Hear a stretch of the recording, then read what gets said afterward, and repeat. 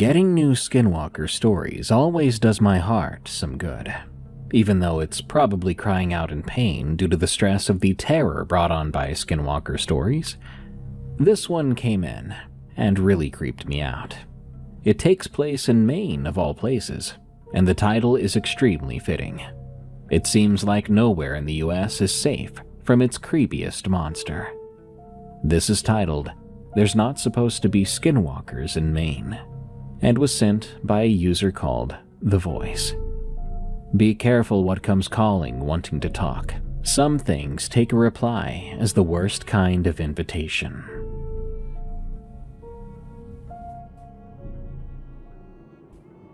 I taught high school English for 31 years, which means I've read more student essays that open with a dictionary definition than any man should have to.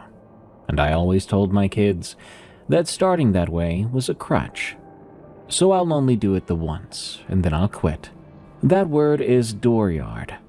It's a Maine word, or at least it's a word people still use up in that part of Maine, and it means the patch of bare ground right outside your door, before the grass starts, where you knock the mud off your boots, and your truck sits and the dog does its business.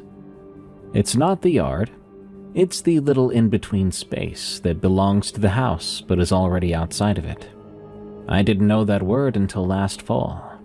An old man named Wendell Hatch taught it to me, and by the time the season turned, I had reason to think about it more than I ever thought I would, more than any single word in my life. What I'm about to tell you, all of it is true, to the very best of my memory. I'm 61 now.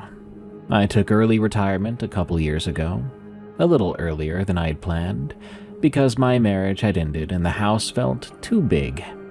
The buyout I was offered was decent, and because somewhere in me was the idea that I'd had since I was about 20, which was that I was going to write a real book.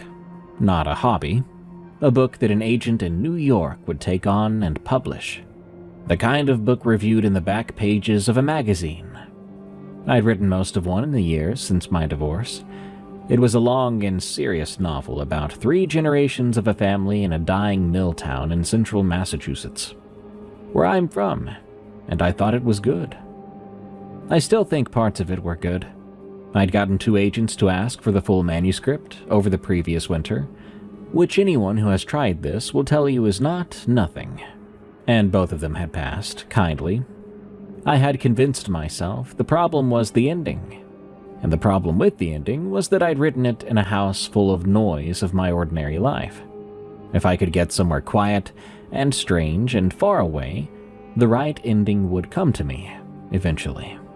That is how I ended up renting a camp outside Lebec, Maine, for the fall. If you don't know Lebec, it's the easternmost town in the United States. It sits way down east, out past where most people stop, on a finger of land that points at Canada. You can stand in Lebec and look across a narrow channel at Campobello Island, which is in New Brunswick, where Franklin Roosevelt had his summer place. There's a little iron bridge at the foot of Water Street that takes you across the border, if you've got your passport.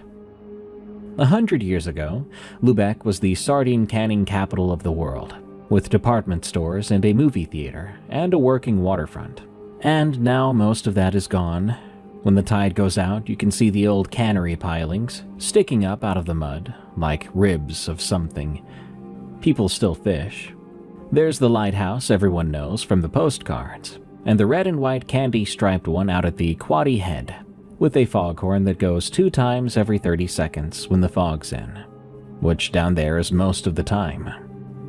The woods come right down to the water, spruce and fir, dark and very close. The ground underneath them is soft, with 100 years of dropped needles and a green moss that swallows your footsteps.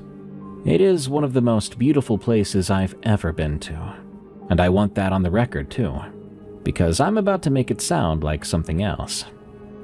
I found the camp through an ad. It was an old fishing camp that a man named Wendell Hatch had winterized and rented out in the off months, out at the end of a dirt road I'm going to call the Bog Brook Road, which branches off the main road a few miles before you get to the lighthouse. It runs back toward the coast, through the trees, until it dead ends at a cove. The camp was the last place on the road. There was one other house about a half-mile back toward the main road, a summer place, empty and shuttered for the season by the time I got there at the end of September. Past my camp, there was nothing but the cove and the woods ran into the state parkland, hundreds of acres of it, and you could walk back into those trees as far as your legs would take you, and never come out anywhere. Wendell met me the day I moved in. He was somewhere in his 70s, and he'd fished his whole life and done carpentry and plowing in the winters. He still had a black dog, an old lab and something mixed named Mo, who had gone gray around the muzzle, and who took to me right away, in the indiscriminate way of old dogs. Wendell walked me through the camp, showed me how the wood stove drafted and where the breaker box was, and how the pump would lose its prime if I let the tank run too low. He was friendly, though dry. He showed me the dooryard and called it that, the dooryard, and I asked him immediately what that meant. He looked at me like I'd asked him to define a chair, and that's how I learned the word. There were two things he said that day that I didn't think about until much later. The first was about the cell signal. There wasn't any in the camp, not a bar of it. He told me that to make a call I'd have to go outside and stand in the dooryard. Or better yet, walk down toward the cove where there was a clear shot south, and even then it came and went. He said it apologetically, but I told him it was fine, that getting away from the phone was half the point, and he said that was the right attitude. Most people couldn't stand it. The second thing came when he was leaving. He was getting into his truck, and Mo was sitting in the dooryard between us. Wendell looked past me at the tree line where the cleared ground ended and the spruce started, a little ways from the back of the camp, and he said, not making a big thing of it, "I wouldn't go walking back in there after dark, if it was me." I said I wasn't much of a night hiker anyway. He nodded and smiled. Then he said the trails were fine in the daytime. Go anywhere you want in the daytime. But the woods down here turned around on you fast once the light went, and people got lost half a mile from their own kitchen. Then, he said, if you hear somebody calling to you out there at night, don't reply. Oh, it's nothing to worry about, you see. Sound carries strange on the water. You'll think it's close and it's actually a mile off, and you'll go toward it and turn an ankle in the dark. So be careful. Don't call back. He told me Mo could stay with me as much as I wanted, that he was good company, and Wendell's grandkids had stopped having time for him. He drove off down the Bog Brook Road then, and I stood in the dooryard with the dog, thinking about what a nice old man he was, and how good this whole deal was going to be for my book. The first 2 weeks were everything I'd wanted. I'd get up with the light, which seemed to come early there, and I'd make my coffee and ride at the kitchen table until the early afternoon, looking up at the cove and the fog, whenever there was fog. The riding went well, or at least it went, which after the previous spring felt like a miracle. In the afternoons, I'd go for walks. The state park gate closed for the season in the middle of October, but you could still park outside and walk the trails, and I did. Miles of them, out along the cliffs where the trail ran between the spruce and a drop down to the rocks, with Grand Manan a blue smudge across the water. Mo came with me. In the evenings, I'd cook something simple and read by the wood stove, and once a day I'd go for a walk down toward the cove with my phone held up, like an offering to the gods to let me call my daughter. My daughter's name is Rachel. She's 30, living in Portland, 3.5 hours south, and she works for a nonprofit. She worries about me constantly. She was no fan of this plan of mine. She thought of it as me trying to run away. She wasn't entirely wrong, but the calls between us were good. I'd stand down by the cove in the last of the light with the water going pink and tell her the riding was going well. Then she would tell me about her week. We'd say I love you and hang up. Now then, on to the strangeness. The first thing was so small, I'm almost embarrassed to write it. It was the dog.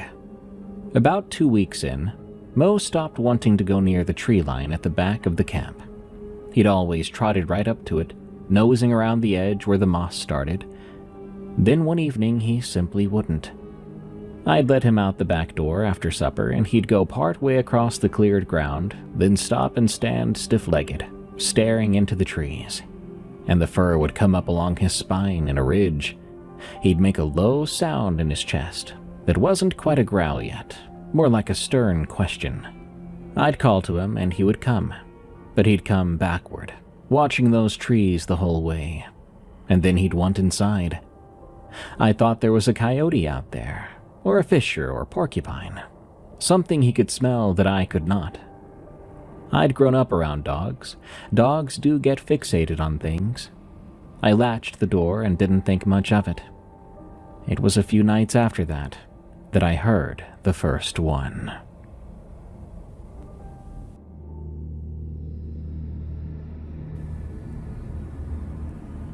I was at the table after dark, reading, the wood stove ticking. Mo was asleep at my feet. The window over the sink was a black square, and out of the woods, off to the back of the camp, came a sound that resembled the cry of a child. Not a scream, but a cry. The hitching, exhausted small child cry, where you can tell they've been crying a long time and have nearly given up. This went on for 10 or 15 seconds, then stopped. I sat very still. Mo had lifted his head up off the floor and was looking at the back wall of the camp in the direction of the trees, ears up, whole body tight. My honest first thought, was that I should go out there. A child was crying in the woods, and that is a thing you respond to before you finished thinking about it. I was halfway out of my chair, but then I remembered Wendell. Sound carries funny off the water. You'll think it's close, but it's actually a mile off. But I remembered. There was no house out that way. Nothing. Just the park. And also it was a 40-degree night, full darkness. No child was a mile back in those woods crying alone. The likeliest thing by far was an animal. Bobcat, I told myself. I'd read somewhere that a bobcat in the night can sound exactly like a person. And even a fox can scream and sound like a woman. I sat back down. The sound did not come again. I read the same paragraph 6 times and I went to bed. I lay there listening, but I did not hear anything else. Come morning, the whole incident seemed like nothing. The kind of thing you'd tell at a party. A bobcat and spooky old woods. I even wrote a little of it into the book, and I gave the sound to one of my characters, a boy lying awake in the mill town. Can't blame me. I turned everything into material I could. I should tell you about Errol here. The next part is when I started looking for an explanation about these things, and Errol was the one who took my explanation away from me. I had met him at the hardware and everything store in town, where I went for stove pellets and bug spray, small things that you run out of. Errol Sockabasin. He was about 35 and built like a horse. The man worked with his hands, and he was Passamaquoddy. The Passamaquoddy are the native people of that whole coast.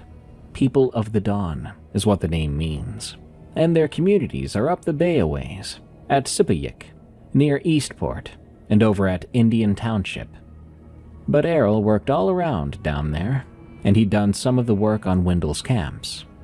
When Wendell introduced us at the store, the two of them ribbed each other like men who had known each other a long time. Errol and I got to talking a couple of times after that, once for the better part of an hour over coffee at the gas station that had a few stools, and I liked him a great deal.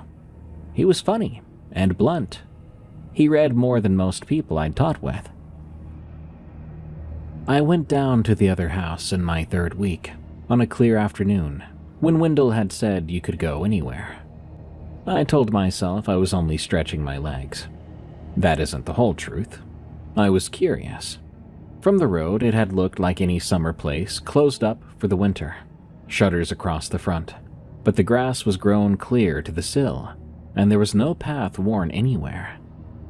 The nearer I got, the more it felt like a place nobody had opened in years. Around the back, on the side that faced the trees, a storm window had been lifted off its clips and set down in the long grass. The sash behind it was unlatched. I got it up and climbed through. Nearly broke a leg, though, to be honest. I was too old then and too old now to be climbing through things like that. It took my eyes a minute to come right.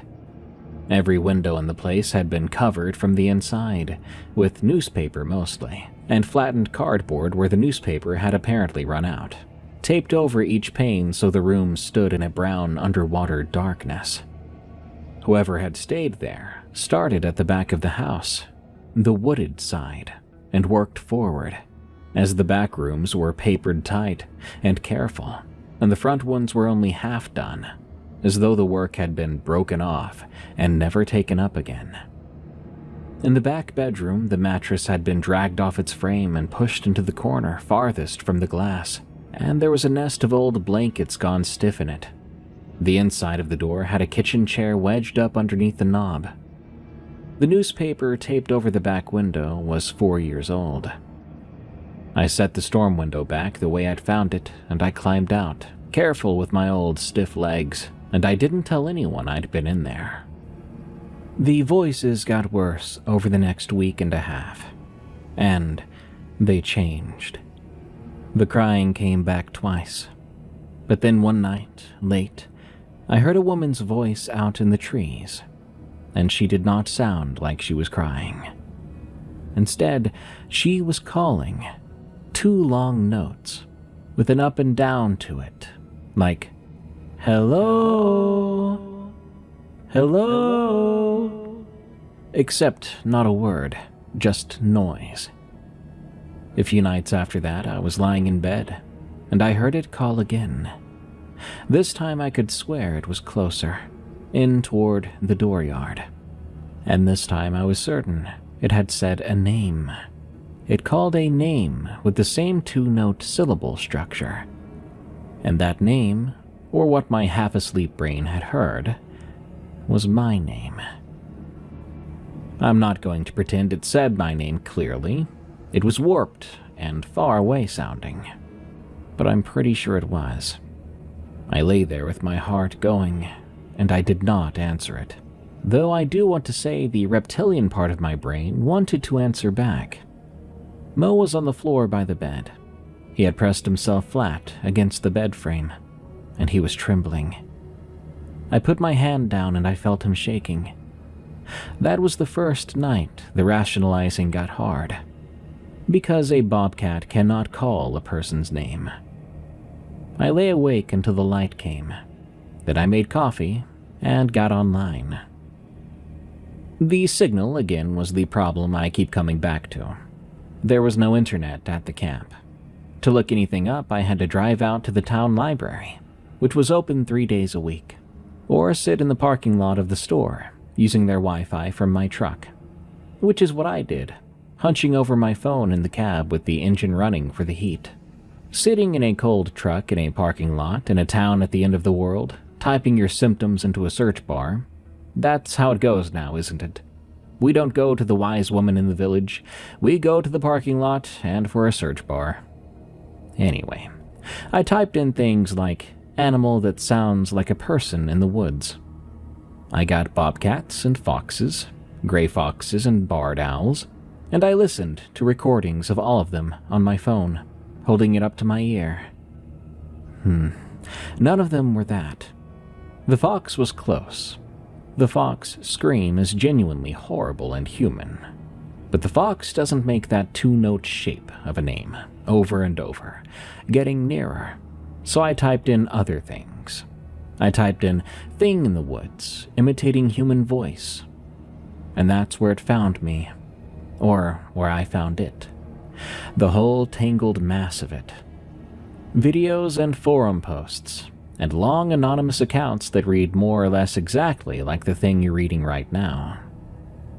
I'd heard the word Skinwalker before, vaguely. I went down that rabbit hole that morning in the truck, and over the next several days at the library. I'll spare you most of what I've read. A lot of it was junk, and some of it I now think was dangerous in ways I didn't understand just yet. But the entire situation simply matched. A creature that could take the form of an animal, but not quite right. One that came around houses at the edge of woods after dark, and could make the sounds of animals and then the sounds of people. And it learned voices, learned to use them. It could call your name to draw you out past your door and into the trees. For whatever reason, it could not or would not come straight to you. It seemed to have to make you come to it, make you leave your shelter. And there was a rule that was repeated in every story about it that I heard. Never, ever answer. You should never even say its name either. There were more symptoms, I should say. Eyes that reflected the light at just the wrong height off the ground. A smell. I read all of it crouched over my phone, and a cold certainly settled into me, but at least I had a name for it. I drove back to the camp at the end of one of those library days, saying the word out loud in the cab, telling myself that's what it was, that there was a skinwalker in the woods behind the camp. I told Errol my theory 3 days later. We were at the gas station on those stools again, and I'd been working up to it. Finally, I just said that I wanted to ask him something that was going to sound insane. And I told him about the dog and the cries and the voice that had definitely called my name. Then I said the word of the creature, that I thought it might be a skinwalker. Errol had been drinking his coffee, nodding as he listened, until I said skinwalker. That's when his eyes went wide. He didn't laugh. I think part of me wanted him to just laugh at me, because I know I sounded ridiculous. But he did not. He then said carefully, looking at me, "I'd quit saying that word if I were you." "Why's that?" I asked. "That's not a word from here," he said. "That's a Navajo thing. Dene. That's the other side of the country. That's desert. That's a whole different people with a whole different language, and their own things they don't talk about. And they especially don't talk about that. People like you and me got no business borrowing it because we saw it in some video." He wasn't angry exactly, but there was an edge to his voice. It almost sounded like this wasn't his first time around with this sort of thing. Folks come up here, or they go out there, wherever, and something scares them in the woods, and the only word they've got for it is the one they took off the internet from somebody else's grandmother. And it's the wrong word. It's not yours, and it's not mine. And it sure as hell isn't from these woods. I asked him then a question. What was it then, if it wasn't that?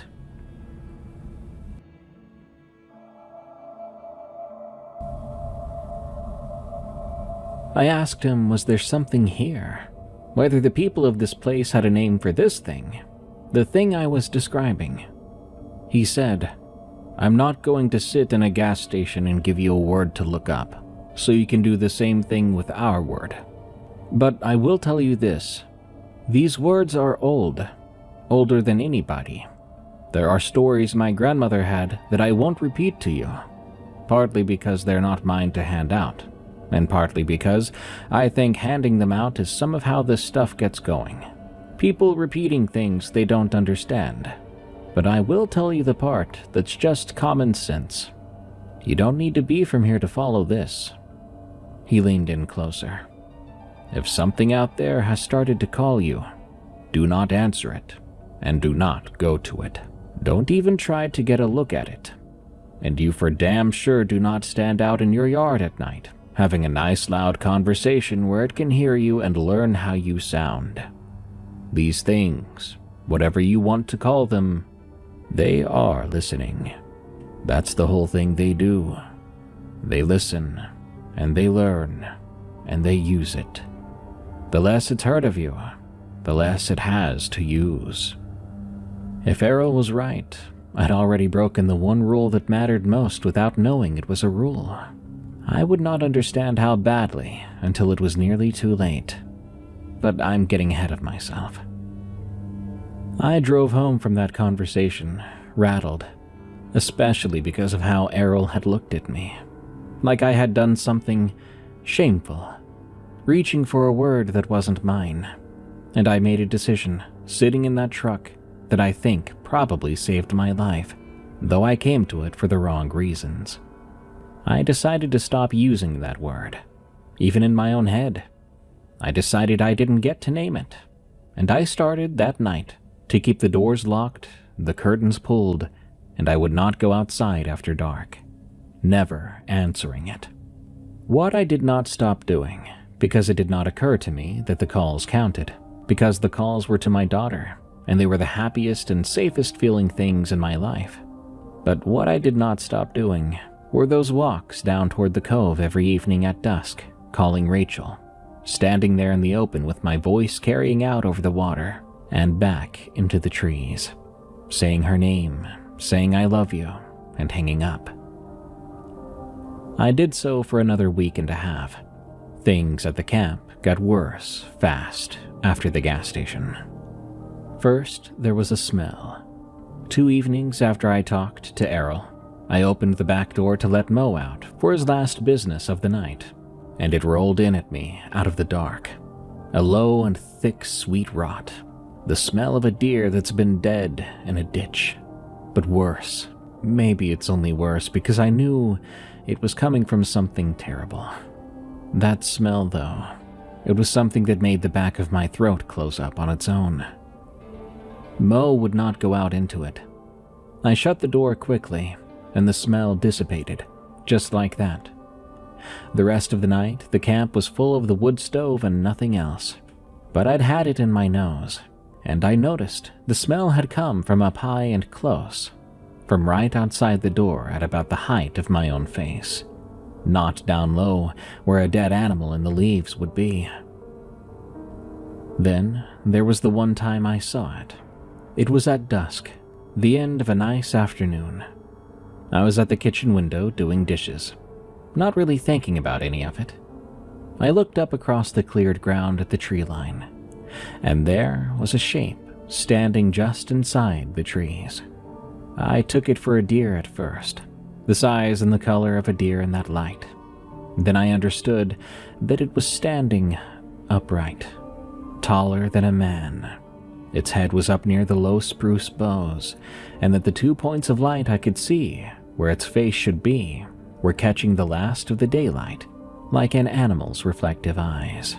Except they were a good 7 feet off the ground, up where no deer's eyes were, and where no man's eyes usually were. It and I did not move. I stood at the sink with a plate dripping in my hand, and we looked at each other across the dooryard for about 5 seconds. It was then that a car went by, out from the main road, a half-mile off, but close enough to be loud. I glanced momentarily at the sound, less than a heartbeat, and when I looked back, the tree line was empty. It was just a normal tree line. Dark spruce going to black, nothing standing in it at all. I've never been able to decide which is worse, that it was there at all, or how completely it wasn't there the instant I looked away. Like seeing a spider in your bedroom, blinking and it's gone, wondering if it ran away or if it somehow made it under your bed sheets. The knocking started a few nights after that. I was in bed with the lights off, and there came 3 knocks in the wall of the camp. Not the door, but the back wall, which faced the trees. This sounded exactly like knuckles on wood. 3 knocks and a pause and 3 more. I lay rigid, and the thing I noticed is that the knocks were very high up. They came from up near the top of the wall, near where the wall met the ceiling. 8 feet off the ground, if not higher.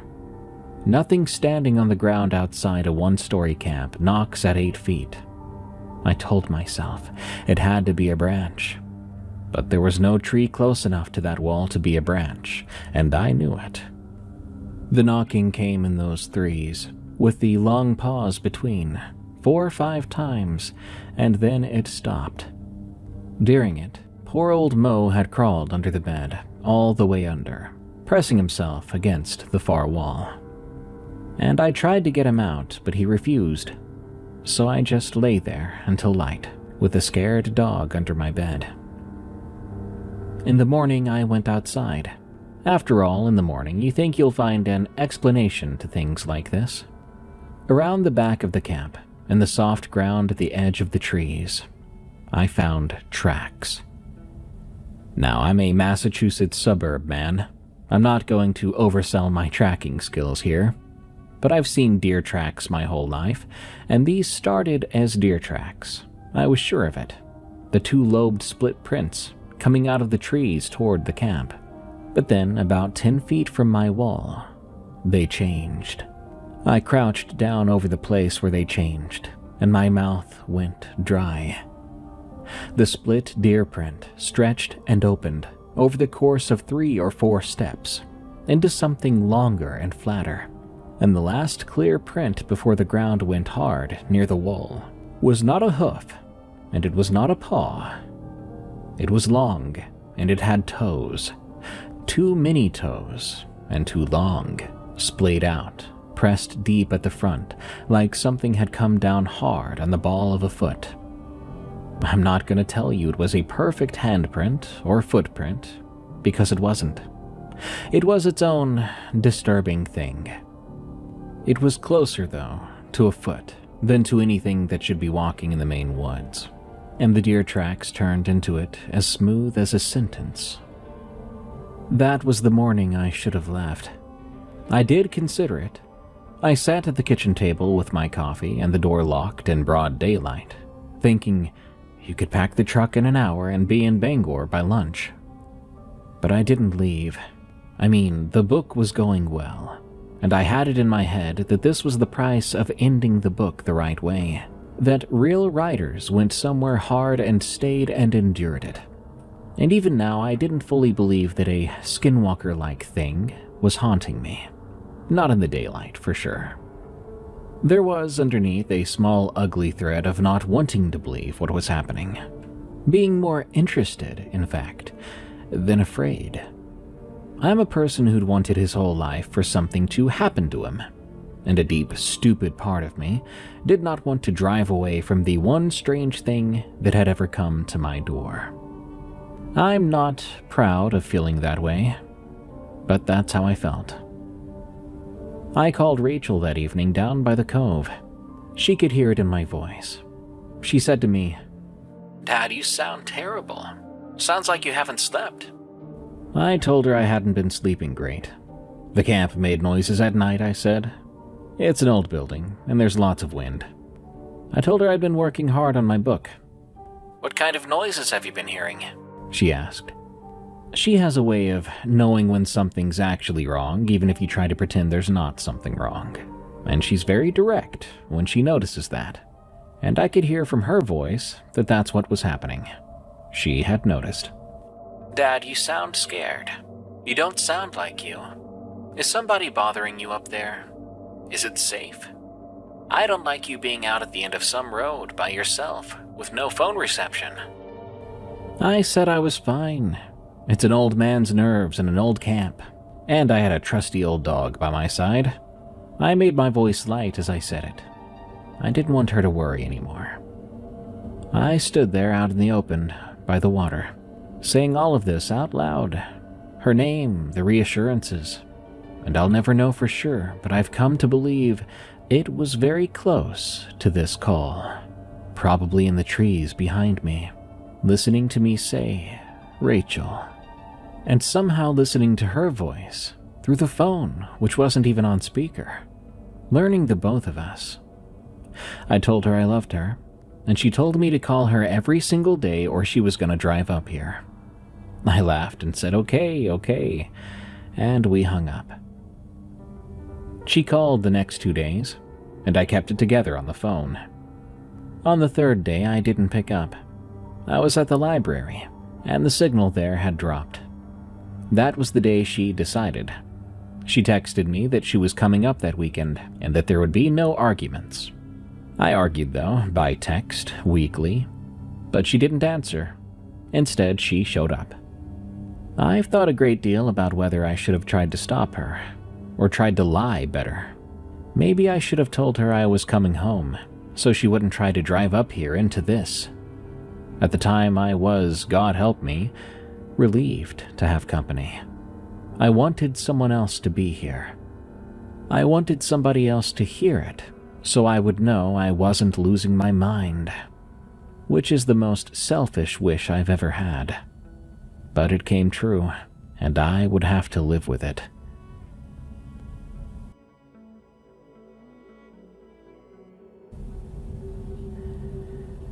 Rachel got to the camp Friday afternoon, while it was still light out. She had driven 3.5 hours, and she came in tired and worried, trying not to show the worried part. She hugged me tightly, but then held me at arm's length, looking at my face. I saw her clock how I looked. I'd lost weight. I hadn't slept more than a couple of hours a night in over a week. She'd brought groceries, real food, and a bottle of wine. She made a point of being cheerful. Then she got the wood stove going, making fun of the camp's decor, and Mo was glad to have her. He stuck to her side, and for a few hours that Friday evening, it was almost wonderful. The two of us at the table eating a real dinner she had cooked. The lamp was on and the stove was warm, with the dog under the table. I almost convinced myself it would behave with her around. Maybe it only came for a person alone. But it came that night. We'd gone to bed late, both of us, her in the little second bedroom and me in mine, and I'd laid in there listening the way I did, and around 2 a.m, it began to call. It called from out in the dooryard, close, closer than it had ever come, right out front this time instead of the back, and it called a name again in that 2-note way. But the name this time around was Rachel. Then it called again, and the second time it was much more clear, clearer than any night before, and clear enough that the bottom dropped out of my own stomach, because it was no longer that warped, far-off voice anymore. It had a voice now, a voice calling my daughter's name. Rachel, and a man's voice, a voice that was trying to be, and very nearly was, my voice. I then heard Rachel's door open down the hall. I came out of my room. She was standing in the dark of the little hallway in her sweatshirt. I could see in the dim light from the windows that her eyes were huge. "Dad," she whispered. "Dad, is somebody out there? Somebody just said my name. Somebody outside just said my name." Her voice was shaking. "I swear, it sounded like..." She stopped. Then she looked at me, and I watched her not be able to finish that sentence. I know what she was going to say. It had sounded like it was me, but there I was standing right in front of her, and her mind was refusing to accept that possibility. I put my finger to my lips. I took her hand, and we went together into the main room, going low and away from the windows. We crouched down by the wood stove with our backs to the warm iron, and Mo came, shoving himself in between us. He was shaking so hard I could hear his tags, and we stayed there. That thing outside, it kept calling Rachel's name. Eventually it called my name too, in my own voice. And then it called both. It said out in the dooryard in the dark, in a voice that was my voice gone slightly wrong, "Rachel, Rachel, honey, come out here. I just need a hand with the truck." Rachel made a sound against my shoulder. I had her hand in both of mine, and I gripped it as hard as I could. I shook my head at her. No, no, and she nodded, fast. She understood. She wasn't going anywhere. But the tears were running down her face. That thing in the dooryard had her father's voice and was asking her to come outside. There's no part of a person that is built to sit still and not answer that, or not react. It went on for what the clock later told me was nearly 40 minutes, and felt like the whole rest of my life. It said my name in her voice, calling me. Dad? Dad? Come help me. It said her name in my voice. It got my little verbal habits, the way I say honey to her, the way I'd said I love you, kiddo, at the end of every one of those calls down by the cove. It fed all of it back to us, out from the dark. Rearranged, almost right. The most obscene thing I've ever heard. Two voices that loved each other so much in the world, coming out of a single mouth in the dooryard, taking turns, asking each of us to come outside to the other one. Here's what broke me. What made me finally understand all the way down what it was and where it had gotten its material. At one point, it said in my voice the exact phrase I'd said to Rachel on the phone 3 or 4 evenings before, standing down by the cove. I'd said, "I'm fine, kiddo. It's just an old man's nerves and an old camp." Word for word. It said it back into the dark in my voice, my exact sentence, the one I'd spoken out loud into the open air with the trees at my back. I knew, fully and finally then, it had been there for every call. It had stood in the spruce only a few feet away, listening to me hand it my own daughter's voice and my own, night after night. That the role Errol had given me at the gas station, the only role that mattered, don't let it hear you. I'd been breaking it every single evening since before I'd even met him. Around the time the sky started going from black to the first nudges of light, it finally stopped. But we stayed put for a while. We sat right by the wood stove, holding the dog and each other, until the light in the windows was true and real light, full dawn, and the foghorn out at Quaddy was going. 2 blasts every 30 seconds. Such a comforting sound then. Only at that moment did I get up, my legs barely working. I went to the front window, and I looked out at the dooryard. There was frost on the ground. The first hard frost of the year had come in the night. And in the frost, in the bare dirt of the dooryard, all around in front of the door where it had stood and called us, were the tracks, those long, splayed, not quite footprints. Dozens of them, layered over each other in a churned mess like something had stood there, shifting its weight for a long time. They came out of the tree line, then they went back into the tree line, and that was the only direction they came from and went to. I stood there and looked at them in the daylight with my daughter behind me. I've never been in my life so glad to be cold and tired but alive. We left within the hour. We threw things in the truck, no plan to be had. Rachel was past arguing about whether it was real. She'd heard it.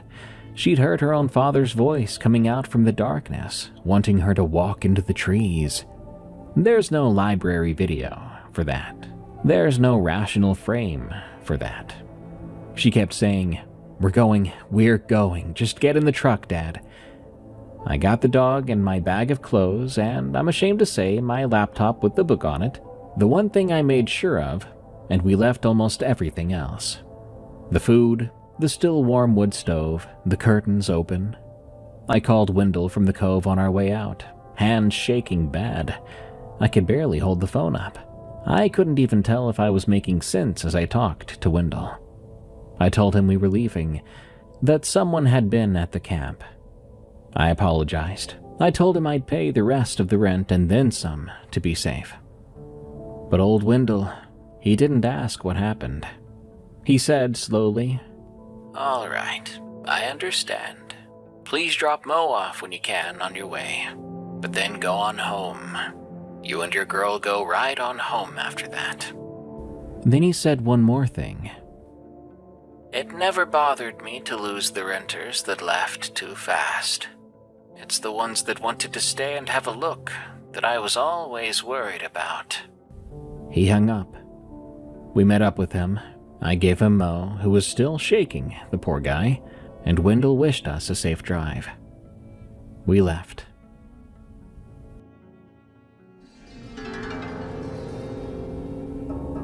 Rachel was in her own vehicle. We drove south all that day. Rachel followed me partway and then peeled off for Portland once I'd convinced her I was steady enough to make the rest. I got back to my too large to empty house in central Massachusetts that night, and I locked every door. I didn't bother to sleep. I've not been back to Maine, and I have not, despite a year of telling myself I should, finished the book. But it found me. I kept the habits I came home with, locking the doors at dusk, all of them, the front and the back and the bulkhead down to the cellar, and I pulled the curtains. I left a lamp burning in the kitchen, and I didn't sleep much. At night, I sat up in the kitchen with the lamp and a book that I wasn't actually reading. This is what I was doing, a little after 1 in the morning, when I heard a dog. It was at the back door, on the steps. The sound of a dog desperately wanting out of the cold. It sounded like a paw scratching at the storm door, then a high, thin whine broken off short, followed by another scratch. I knew that sound, as I'd heard it plenty back at the camp. Mo at the door after his last business of the night, wanting back in to be by the wood stove. With a worried smile, I was up and across the kitchen with my hand on the deadbolt, before I'd thought anything at all. It was only with my fingers on the bolt that the rest of me caught up and stopped. Mo was in Maine. Mo should be hundreds of miles north in Lubec with Wendell, where I'd left him. An old dog who needed a hand under him to climb into the bed of a truck. There's no version of this world where he would come down to stand on my back steps in the middle of the night. I took my now trembling hand off the bolt. There's a small window in the back door, 4 little panes, and I stood to the side and I peered out. There was a dog on the steps. The porch light was off, but the frost threw back what came off the street lamp at the end of the drive, and I could plainly see him. A black dog gone gray at the muzzle, sitting on the top step with his head turned up toward the door. That was Mo. It was definitely Mo. Down to the white at his chin, with one ear being floppier than the other. When he saw my face at the glass, his tail moved.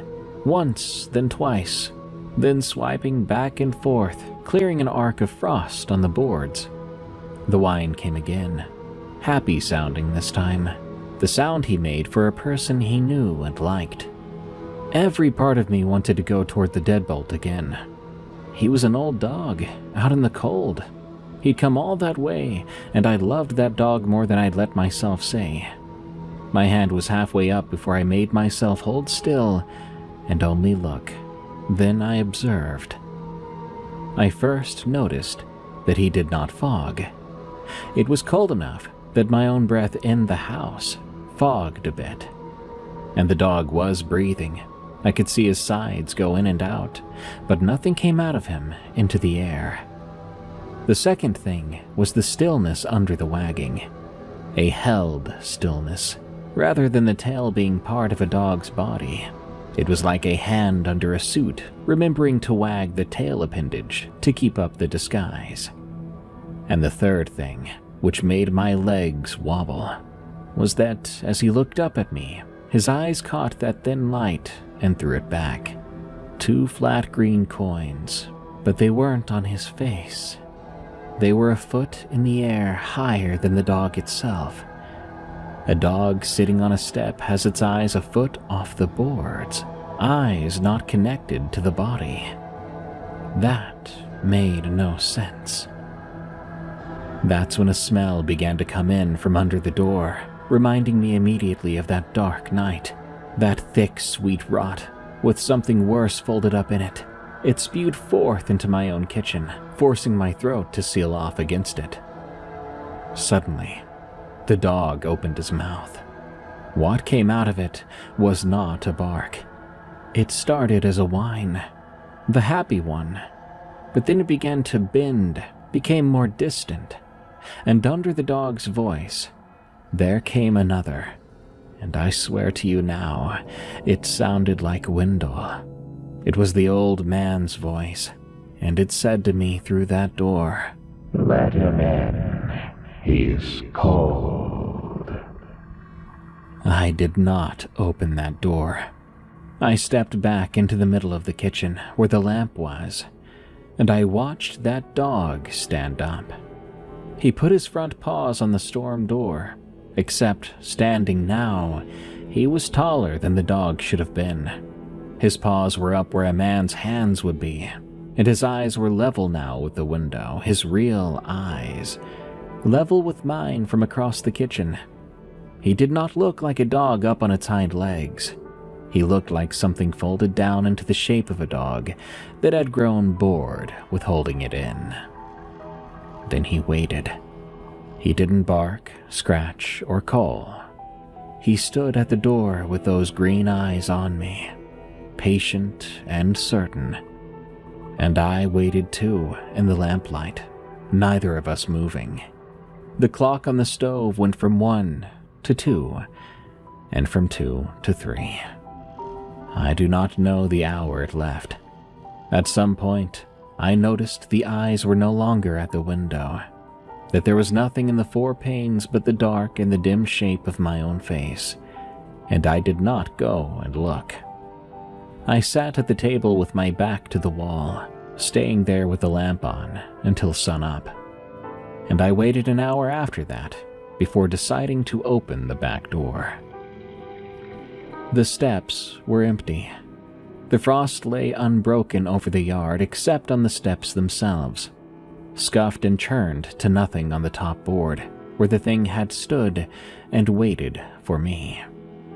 Out past the bottom step on the white of the lawn were the tracks, and I think we both know the story by now. They began as a dog's.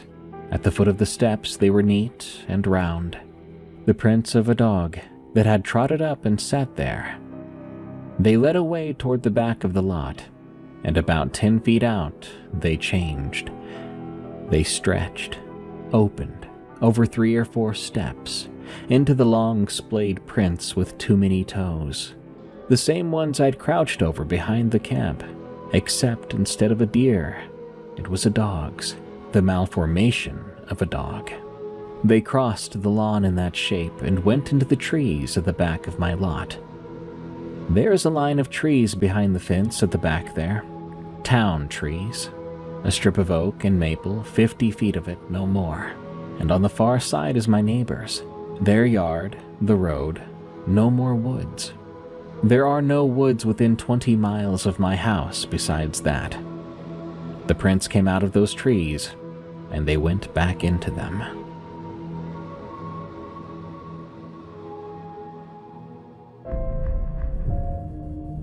Do you think Skinwalkers were like the beta version of AI, using campers' and hikers' voices as training data until they got the voice just right? But instead of making funny memes where Morgan Freeman's voice tells you not to go number 2 in a urinal, they just lure you outside and drag you into the woods. Good night. Thanks so much for listening to Unexplained Encounters. I've been your host, Darkness Prevails. Have some scary stories of your own? Send them to us at darkstories.org. By the way, if you need more scary story narrations from me, I read scary work-related stories on my other show, Tales from the Break Room. which you can find right now on Apple Podcasts and Spotify or your favorite podcast app. Just look for Tales from the Break Room. Thank you. Till next time, everyone, stay safe out there and stay creepy, because this world is a strange one.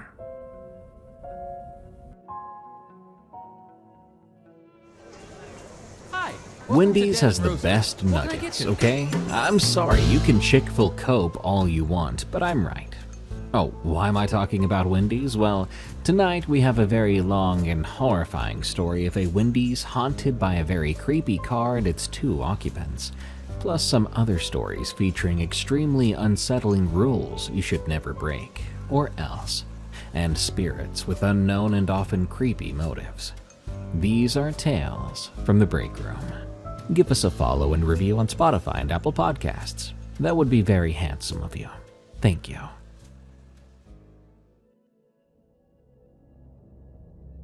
The Severed Head, from William P. 85. I want to tell you something that happened to me several years ago.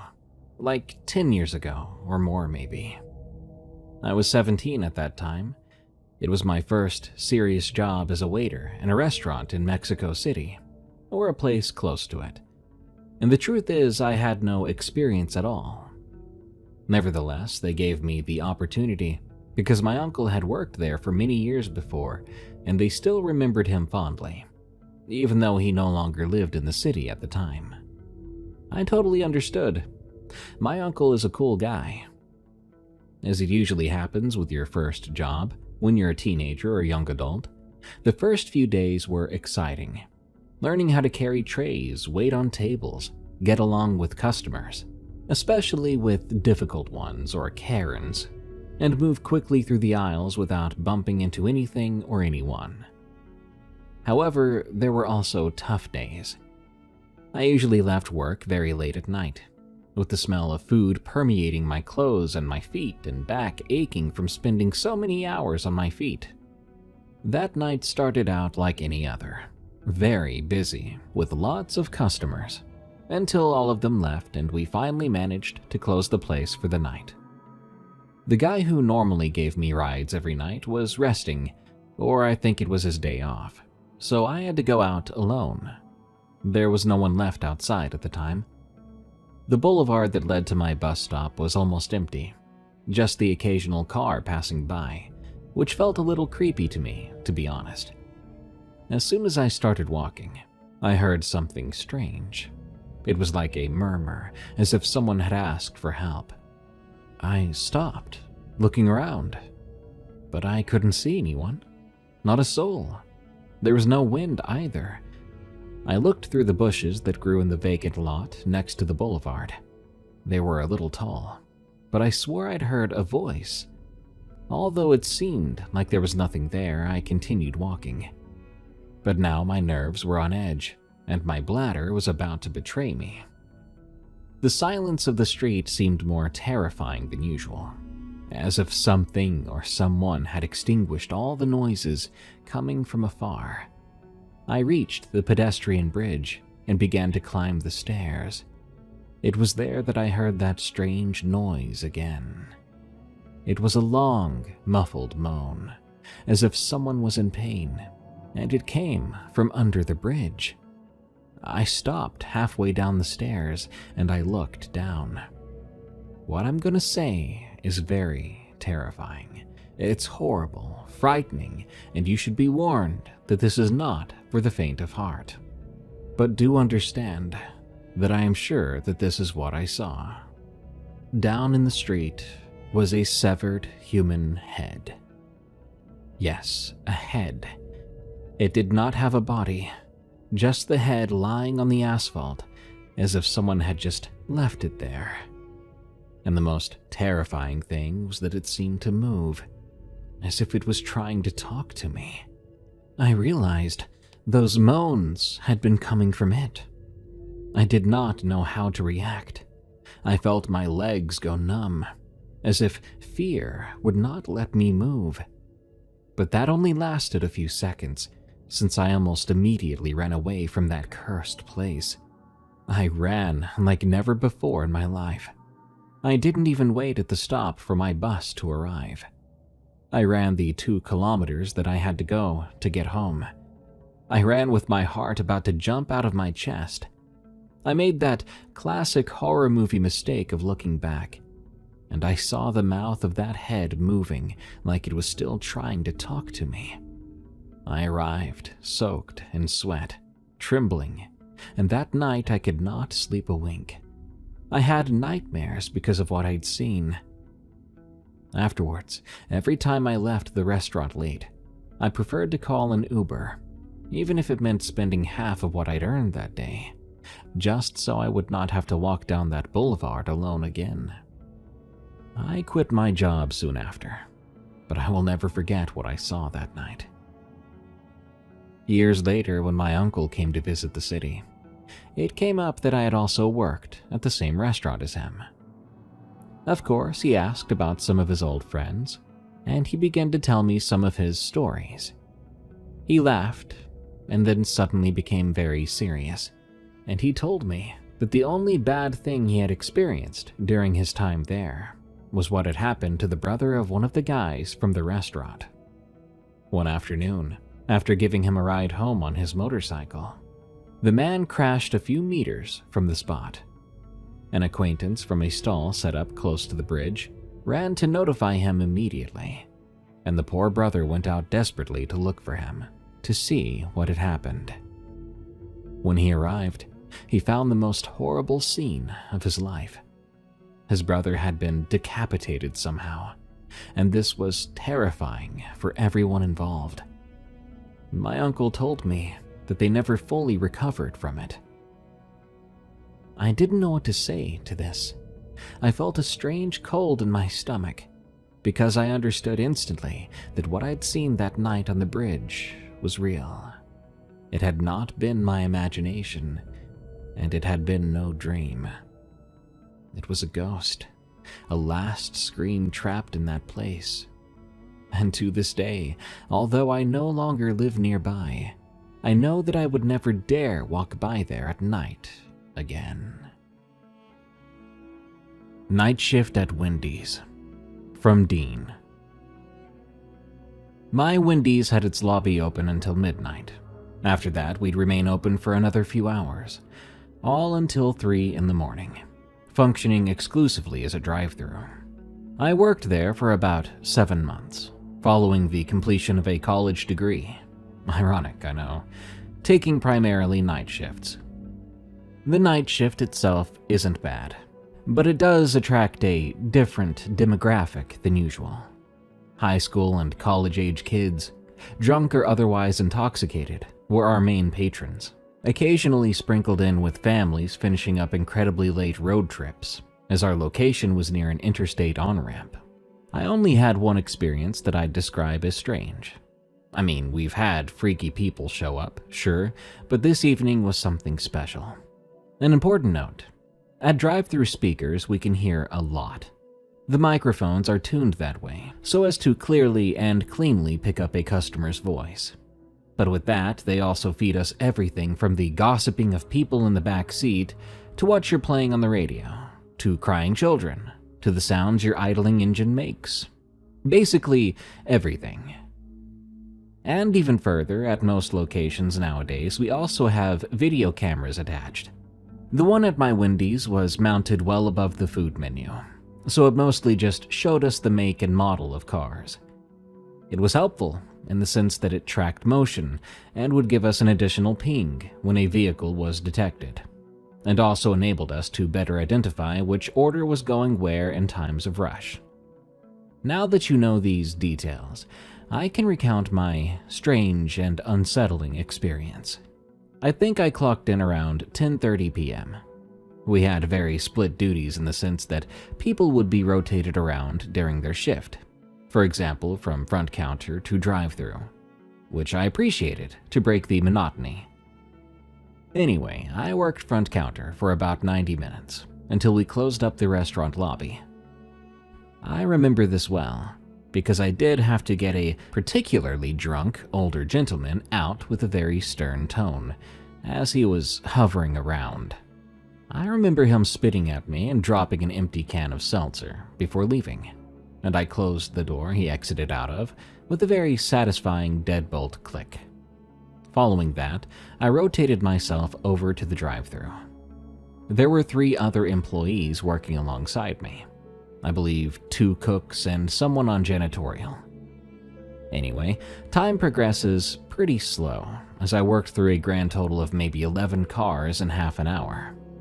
That was fairly status quo. So I'm hanging out near the pay window, which of course preceded the serve window. It might sound strange, but with the low volume of customers, I was pretty much serving both windows by myself. Not that I minded.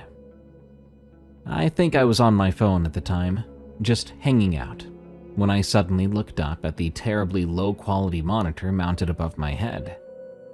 That's when I see a car, directly at the ordering speaker.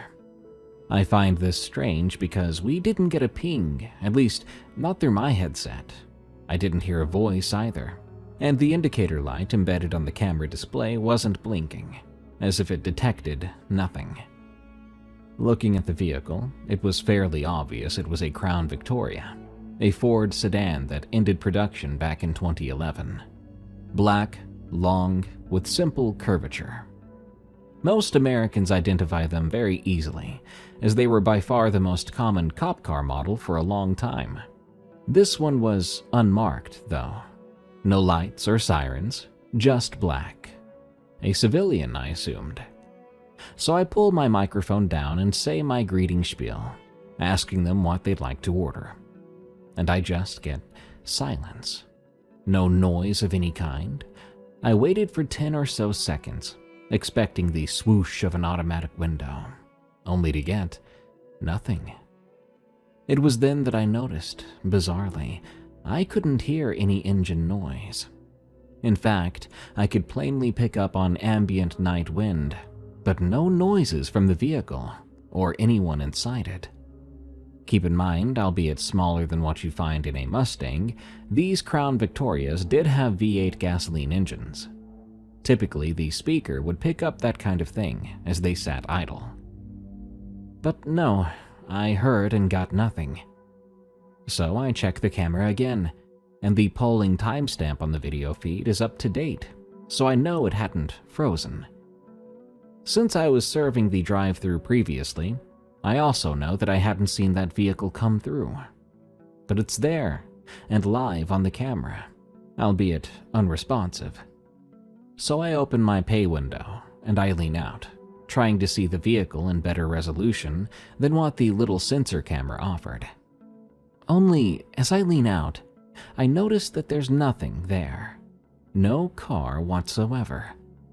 And so I pull my head back in and check the camera. But it's blank. Empty. The large black car that was absolutely there a second ago is now gone. Obviously, I'm a little weirded out. The way the drive-thru flowed, there's no way a vehicle could have left without driving by my window, unless it reversed out. And I'm not sure why they would have done that, as the street exit was so close. Even if they decided they didn't want anything, they could have easily driven by. But they didn't do that. They were just gone. Of course, I just assumed they'd backed out, and I missed them. I thought it strange, but carried on with my evening. I served maybe 2 more cars before deciding to quickly run to the restroom. When I tried the door to the employee restroom, it was locked, and I assumed the tiny toilet was either in use or being cleaned. So I headed instead to the lobby to use one of the public ones. Again, remember, it was probably 12:45 or so I expected no one to be in there. I'd only ever used the public washrooms during this drive-thru only time. I pass by the counter facing into the lobby on my way, and as I do, I notice a figure. I stop and I look closely. At a table on a raised platform with 4 or so other tables, right in the corner of the restaurant, there is a man. He's sitting there neatly, slim, white, older, bald as far as I could tell. He's wearing a suit, like Fed style, black. And so I say, "Sir, we're closed right now," thinking I'd managed to leave a door unlocked, and he just wandered on in. But he ignores me. There's no indication that he heard me at all. He doesn't so much as move, nothing is on the table, he's just staring straight ahead. So I move away from the counter and out the employee door leading into the lobby, preparing to ask him to leave. Just as I exit the door, legitimately seconds after seeing him, I look again, only to find his seat now empty. There's no sign of anyone at all. I look around, the raised area and the one below, out the windows. Heck, I even check under the tables, but nobody is there at all. As I go to peer out the doors and see if he left hurriedly, I confirm all the doors are actually locked. At this point, I feel a little nervous. I don't think I related the man to that car at the time, but even so, I just wasn't in the right headspace. It was really strange. He had 100% been there a moment before. But I carry on anyway. I use the restroom and return to my post. Now, are you familiar with the sound that cicadas or cicadas make? Like that low hummy chirp? As I have the headset on, only a few minutes after getting back, I begin to hear it. It's loud and droning. It wasn't unheard of for bugs to be attracted to our bright and glowing food menus at night, but this sounded like a swarm of big winged insects.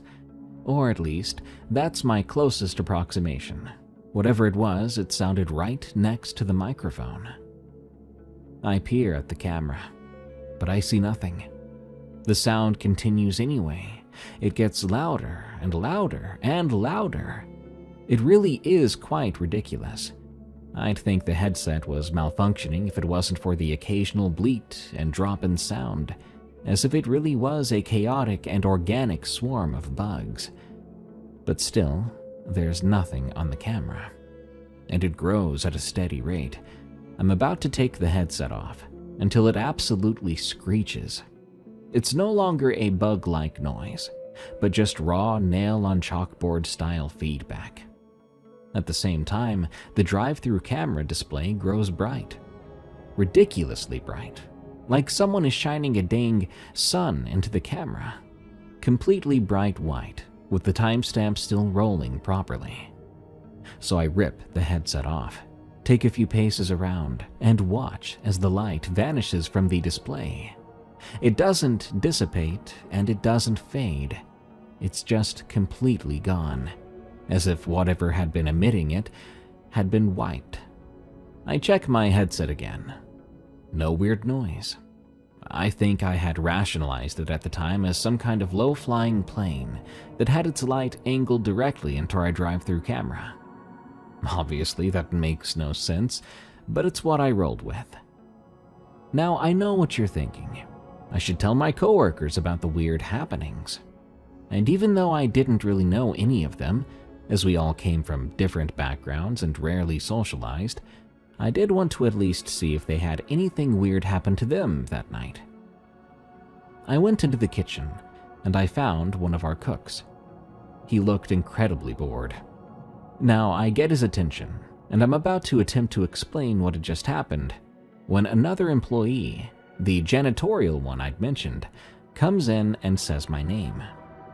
I ask what he wants, and he says, since I have the headset, am I not going to take care of the car over in the drive-thru? Now, I didn't get a ping. I didn't hear a thing. But he says he had just dropped garbage out in the dumpster, and he saw a car waiting at the ordering speaker. So I rush back to my station, unable to tell my tale, because I'm giving our welcome greeting as I move. I finish right as I get to my window, though, and as I do, I look up at the display. And the vehicle that was there, the one my coworker had seen, was that black Crown Victoria. Of course, they don't answer me. There's no noise whatsoever. The car just sits there on my display still. I realize then that its headlights are not on. That wasn't something I'd noticed the first time, but the car is just dark, only the big mass of silhouetted steel visible, with no lights emitting. There's no idle noise in my headset, so I stay watching it, not taking my eyes off the thing, and I raise my voice and call my coworker's name. Luckily, he hears me, and I quickly ask him to go outside and check if there's a car waiting in the drive-thru. He's confused and asks me if there's something wrong with the camera. I don't answer. Instead, I'm intently watching this car on the display. I didn't want to look away, lest it disappear again. I tell him once more, go out and look, and he does. The strangest clip I've ever seen on that camera then plays out. I hear the outside door to the drive-thru swing open as it's incredibly near my window. I see my coworker pass by, walking towards where the vehicle would be, and then he comes into view on the camera. I see him approach the car, directly in front of it, and then, I kid you not, I watch him walk into it, like directly through the grille and into the engine compartment. He stands there for a second, looking as if he'd sunk into the front of the vehicle itself and was waiting around in it. And then I watch as he keels over, almost lowering his head and upper body into where the car is on my screen, before he vomits loudly. Something I hear both over my headset and out the still closed window I was sitting behind. Right away, I rush out, taking the same door he did, and as I look down the narrow strip of road, I see no car at all, unlike what was clearly displayed on the camera. Instead, my coworker is sick, nearly on his knees, and vomits again. I rush over, asking if he's all right, and he's shaky. I can see sweat running down his forehead in the dim illumination of the drive-thru. He says he suddenly feels sick, like he got food poisoning, and so I help him inside. I sit him down and pour him a ginger ale from our drink fountain, which he thanks me for. And once he seems more collected, I ask him if there was any car outside, not mentioning the fact that I had just watched him wade into a big black sedan, his body somehow sharing the same space as the car. He says no, that there was no car out there at all. And then, as a follow-up, I ask him what the car he'd seen idling out there moments prior actually looked like. Very plain, he told me, in so many words, that he had seen the same black Crown Victoria. At this point, I am beyond freaked out. Even if my camera was just misbehaving, showing a car that wasn't there for whatever reason, I hadn't so much as uttered the model of it to anyone else. The fact that he had seen it himself, only when he took out the trash, was so strange. Not as strange as the fact that he had thrown up and gotten the shakes from walking through whatever that thing on my camera was. I had and still have no idea what that was. I don't tell him any of this, though. I mean, I would sound crazy, right? And before you ask, no, I can't rewind footage on my camera. The drive-thru camera and the rest of the CCTV around the place recorded to a server, or whatever infrastructure only high-level employees had access to. So I return to my post and patiently sit. I'm almost ecstatic when a normal car comes by and places an order for a Baconator, or whatever it actually was. A few minutes after that's done, though, I hear a very loud, aggressive yell. Not through my headset, but instead coming from the lobby. I go out and I look. Keep in mind, the lobby is where my coworker who had just gotten sick and encountered the ghost car was sitting, still sipping his ginger ale. As I come out and ask what's up, I see him on 2 feet looking over across the restaurant to a corner. Immediately, I notice he's staring at the same corner in which I'd seen the suited man from before. My nerves certainly aren't soothed as he goes on to describe a similar sight. He said he was sitting there, drinking his soda, when he noticed a man in a dark suit sitting in the corner, identifying the same chair I did. He got up then, asking what the customer was doing inside the lobby, as it was well past 1 a.m.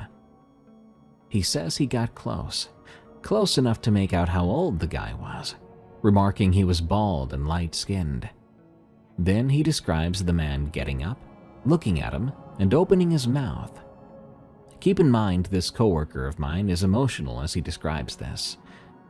Anyway, instead of speaking, this man just kind of opened his mouth into a large circular gape, and as disgusting as it sounds, he said as the man's mouth opened, out came these giant, loud, flying bugs. I looked at him shocked. Immediately, I began saying I'd seen the same guy about an hour ago, and we confirm he looked exactly the same between the two of our stories. But then I ask about the bugs in detail, and all he can tell me, between colorful words and visible emotion, is that they were loud and just beamed at him. Then he specifies that he wasn't lying, not that I thought he was, and then he claims to have proof. I ask what he meant, and he points at the floor. And against the matte granite color of the tiles, there is an insect. I couldn't make it out because it was almost the same color as the floor, but it was there. It was a fat, rotund thing, huge, mind you, for a bug, about the size of my AirPods case, or a little bigger. The same kind of volume, too, like it was thick. At the time, Google Lens wasn't prevalent as it is today, so I couldn't take a photo and look it up. So I simply couldn't identify it. However, I do know that it was disgusting. He reiterates that a swarm of those things had come out of the suited man's mouth. Then he stomps on it. So we don't really know what to do. As bonded as we were over seeing the weird guy, I don't bring up the car. His English wasn't amazing, and I didn't know how to communicate the fact that I had seen him step inside the car without sounding absurd, so I didn't. Promptly, he tells me he's leaving for the night, that the place was sick, whatever that meant, and that he doubted he would ever be back. Not that it matters, but he was probably only 18 or so. Anyway, he leaves. I don't think he told the cooks, because again, no one really knew each other that well. I go back to my window. This is where things pick up. The cycle, if I can call it that, repeats itself. First, I serve an ordinary car. Great. Fine and dandy. And then, that darned Crown Victoria shows up on the camera. And it sits there. And it waits. I lean out my window to check if it's really there. And of course, it isn't. As soon as I come back in, it's gone from the monitor. Not so long later, my screen gets flashed again with blinding light, and along comes that same disgusting insectoid swarming noise. Another minute later, they pass. After the first repeat, I go tell the kitchen staff. These people are much older than me, one of them being my default manager, as we didn't have a manager in the skeleton crew early morning setup. And I don't want to look crazy, but I still mention that weird stuff is happening to my camera setup. I say that a freaky car keeps showing up, never ordering anything, and I leave it at that. They tell me that if a car is occupying the drive-thru without ordering, I should just ask them to leave. If they don't, at that point, I can call the police. I thank them. Of course, it happens again. Not so long after, either. It showed up, not rolled up or drove up, but again just appeared on my camera. I greeted it, or them, whatever, and they said nothing. And then I lean out and see nothing, and then the buzzing and lights come. Now, it might sound absurd, but it almost normalized. It became trivial. I knew how to deal with it. Maybe I should have gone home. I'm sure a lot of you would have in this situation. But I didn't. I sat there and dealt with it, because I wanted my money. My rationale then became that some guy was messing with me somehow, doing imperceptibly fast laps around my Wendy's, then somehow flashing a blinding light, playing absurd noises at my speaker in between his appearances. I really tried to feed myself this. Like, I knew something weird was going on, but I didn't care, or I didn't want to believe or acknowledge it. I just wanted to finish my shift and go home. Somehow, I knew if I left early, that would just validate the creepy car more. And so I didn't. I persisted. And so did it. Maybe 6 cycles went by of the same darned thing. I stopped greeting it entirely. It made no difference to me. Oh, and in case you were wondering, no, there weren't any plates on the car. At least, none that I could see through my camera. No means of identifying it any further than make and model. Actually, it could have been a Grand Marquis or one of the other handful of cars that share the chassis. I really have no idea what exact car it was, as all I saw of it was that ridiculously low-quality drive-through image. At the same time, the thought of the suited man in the lobby was eating at me.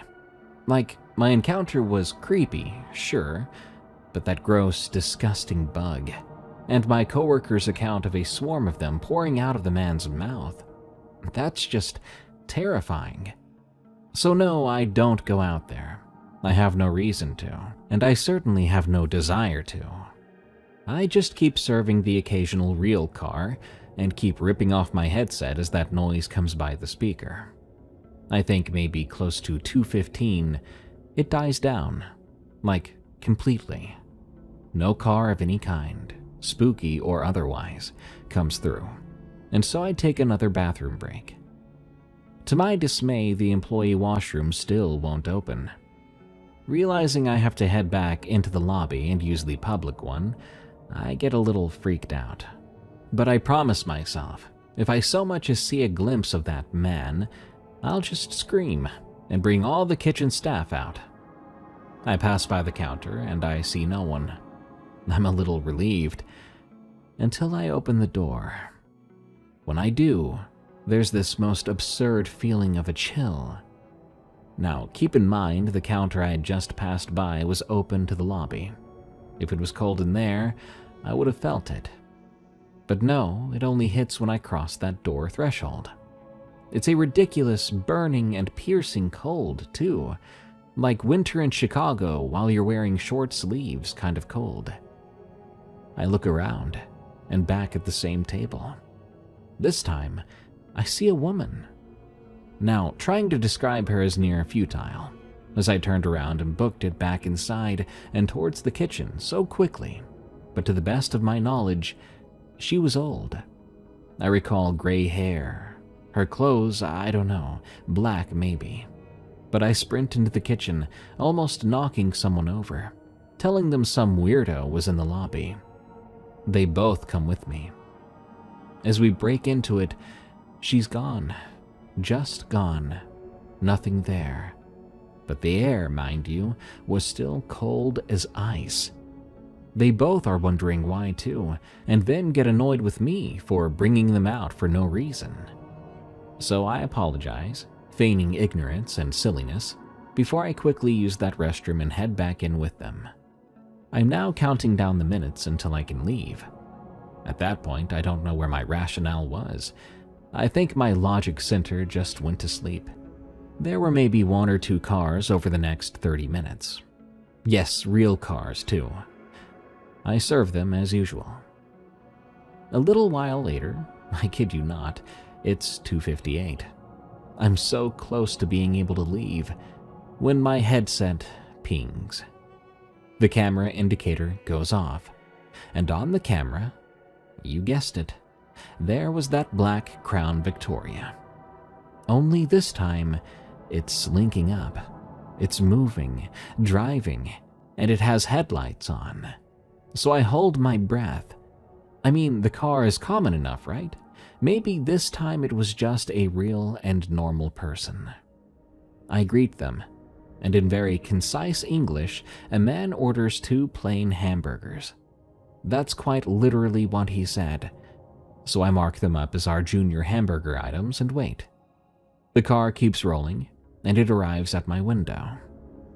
Their window is up, total dark tint in the front, which I am pretty sure was illegal in my state, but yeah. The window rolls down, and I'm greeted by the exact man I saw in the lobby the first time. The one my coworker saw too, dressed in a suit.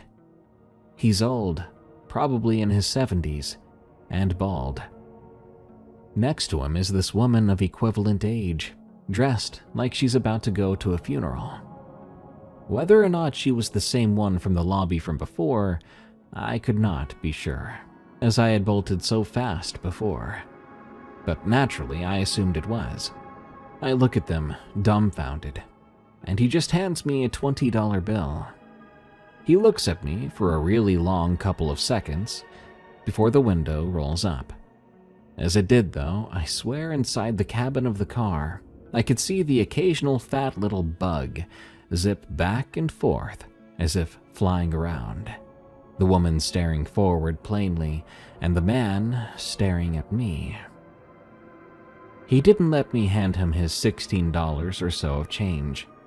I'm literally dumbfounded and kind of shaky. Once I pick up the already finished bag from the kitchen's food slide, I take it over to the third window. But now the car is gone. They weren't waiting for their order, nor their change. The vehicle is just gone. I don't really know how to explain all of it, or what it meant if it meant anything. And yeah, I pocketed that otherworldly change, sue me, and I quit pretty soon after that, just because I got a better job with normal full-time hours. I still get a little freaked out anytime I see a car of that platform in black though. Maybe someone out there might know more, if this is like some sort of urban legend I stumbled upon or something. But that's all I've got.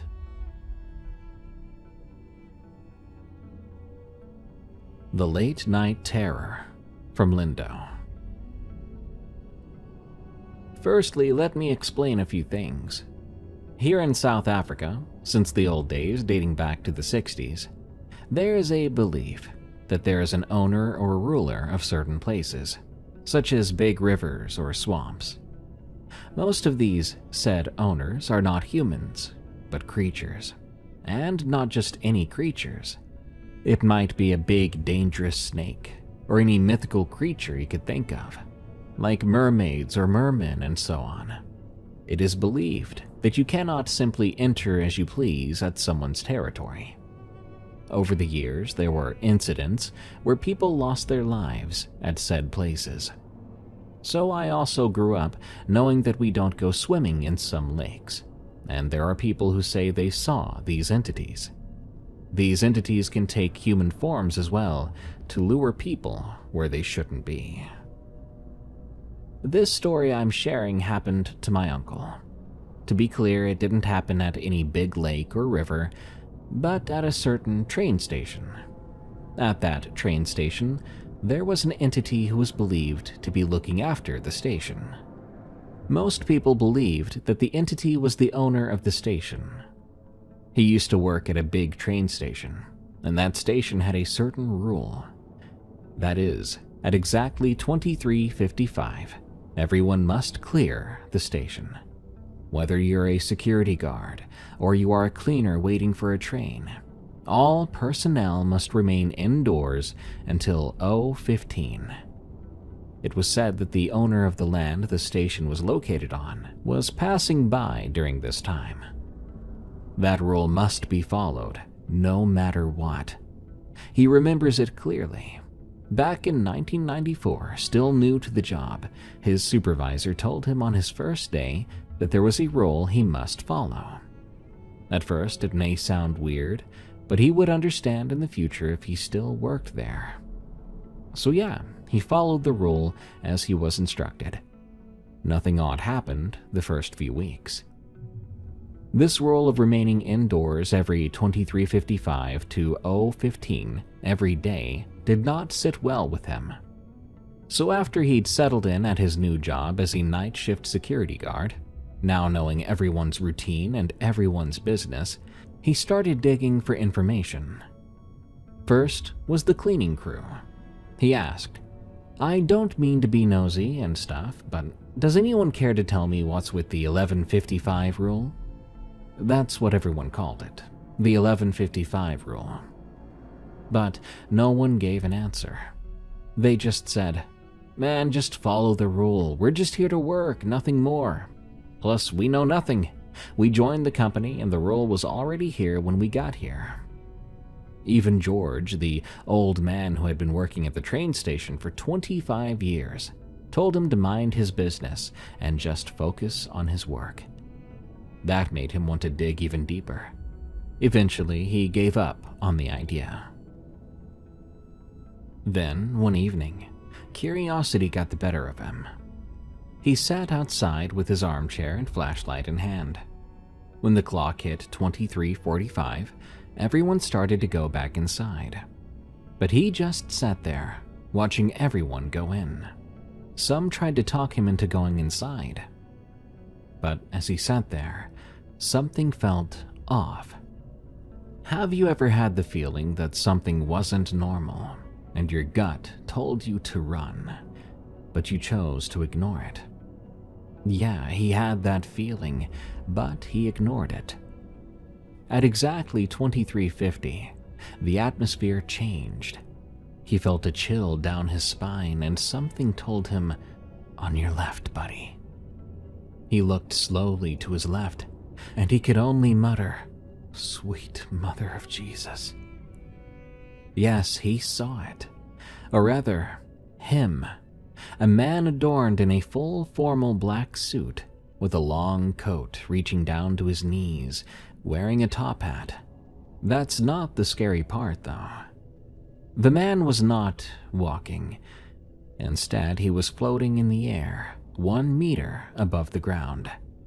He was going straight, but when he came into view, 10 feet from where my uncle was seated, he stopped for a few seconds. He then turned to face him. My uncle was known to be the brave one in his family, but the man adorned in full black, whose face he could not see, made him wet himself. On top of that, he was shaking like someone had poured ice water all over him. The man stood there facing him for what felt like ages, but was only about 10 seconds. Then, he continued on his way.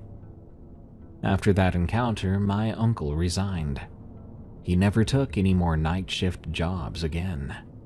And the worst thing is, he doesn't feel okay telling anyone the story if it's nighttime, because every time he tells it, he feels like the man is somewhere close, watching him. Now, this following story was told to me by my mother. She was in her early teens when she had her encounter. I was 16 years old when one afternoon one of my friends, her name was Maria, a kind and friendly soul who loved church with all her heart, invited me to go with her family to attend a night gathering at their church. As naughty as I was, since I knew my mother wouldn't agree, I snuck out around 7 p.m. and ran to Maria's house, already dressed for church. When I got there around 7:30, we watched TV until around 10:30. That's when we left for the gathering, and it wasn't held at the main branch. It was held at a different branch, 3.5 hours of walking away. We walked, midnight hit, we were still a few miles away.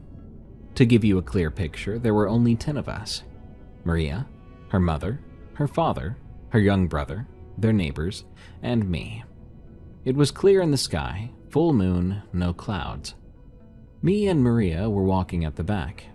Maria stopped to tie her shoelaces, and I took the opportunity to go into the little bushes at the side of the road to pee. It was only for a few minutes. As soon as we continued on our journey, the road was no longer empty. There were hundreds of people, it seemed, some adorned in church attire, some in casual clothes, and they were going the same direction as us.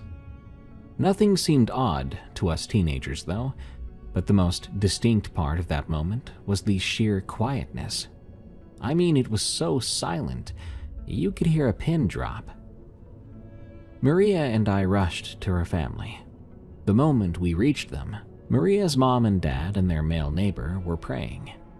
After they were done with the prayer, Maria asked her dad what was going on. Her dad didn't hide anything, he just said, but not out loud, "Maria, you see all the people around us? We were joined by 5 more people. The rest of the people you see are not alive. They are spirits." We were so scared that we kept quiet until we reached our destination. After this encounter, I never ran from home again. Maria herself never wants to talk about that night.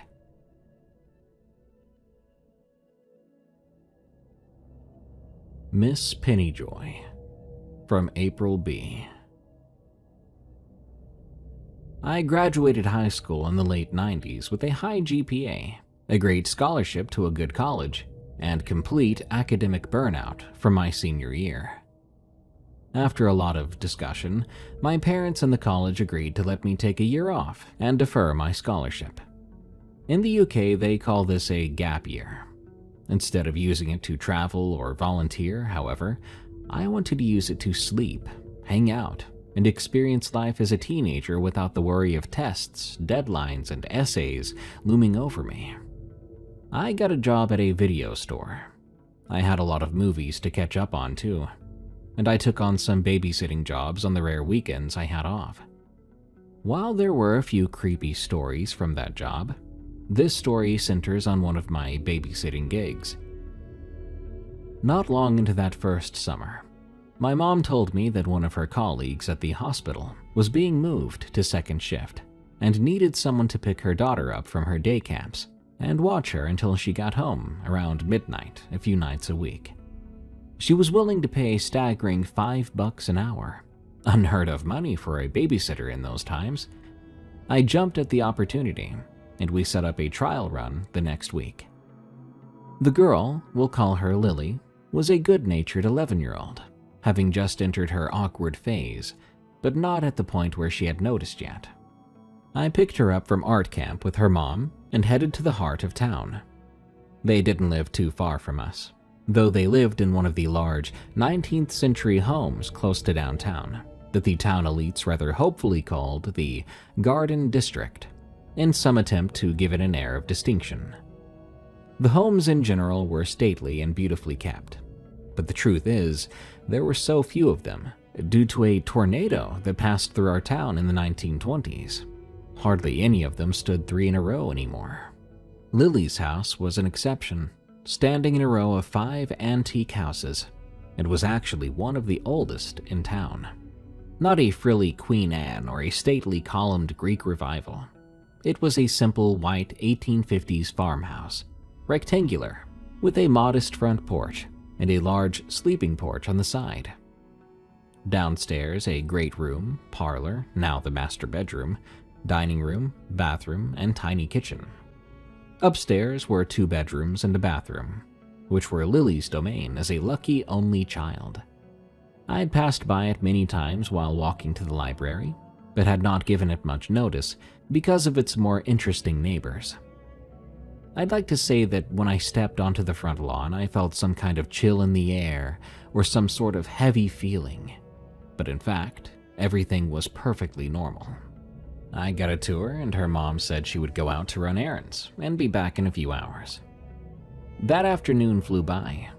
I aced the interview, pocketed my $20, and went home, excited to start the next week.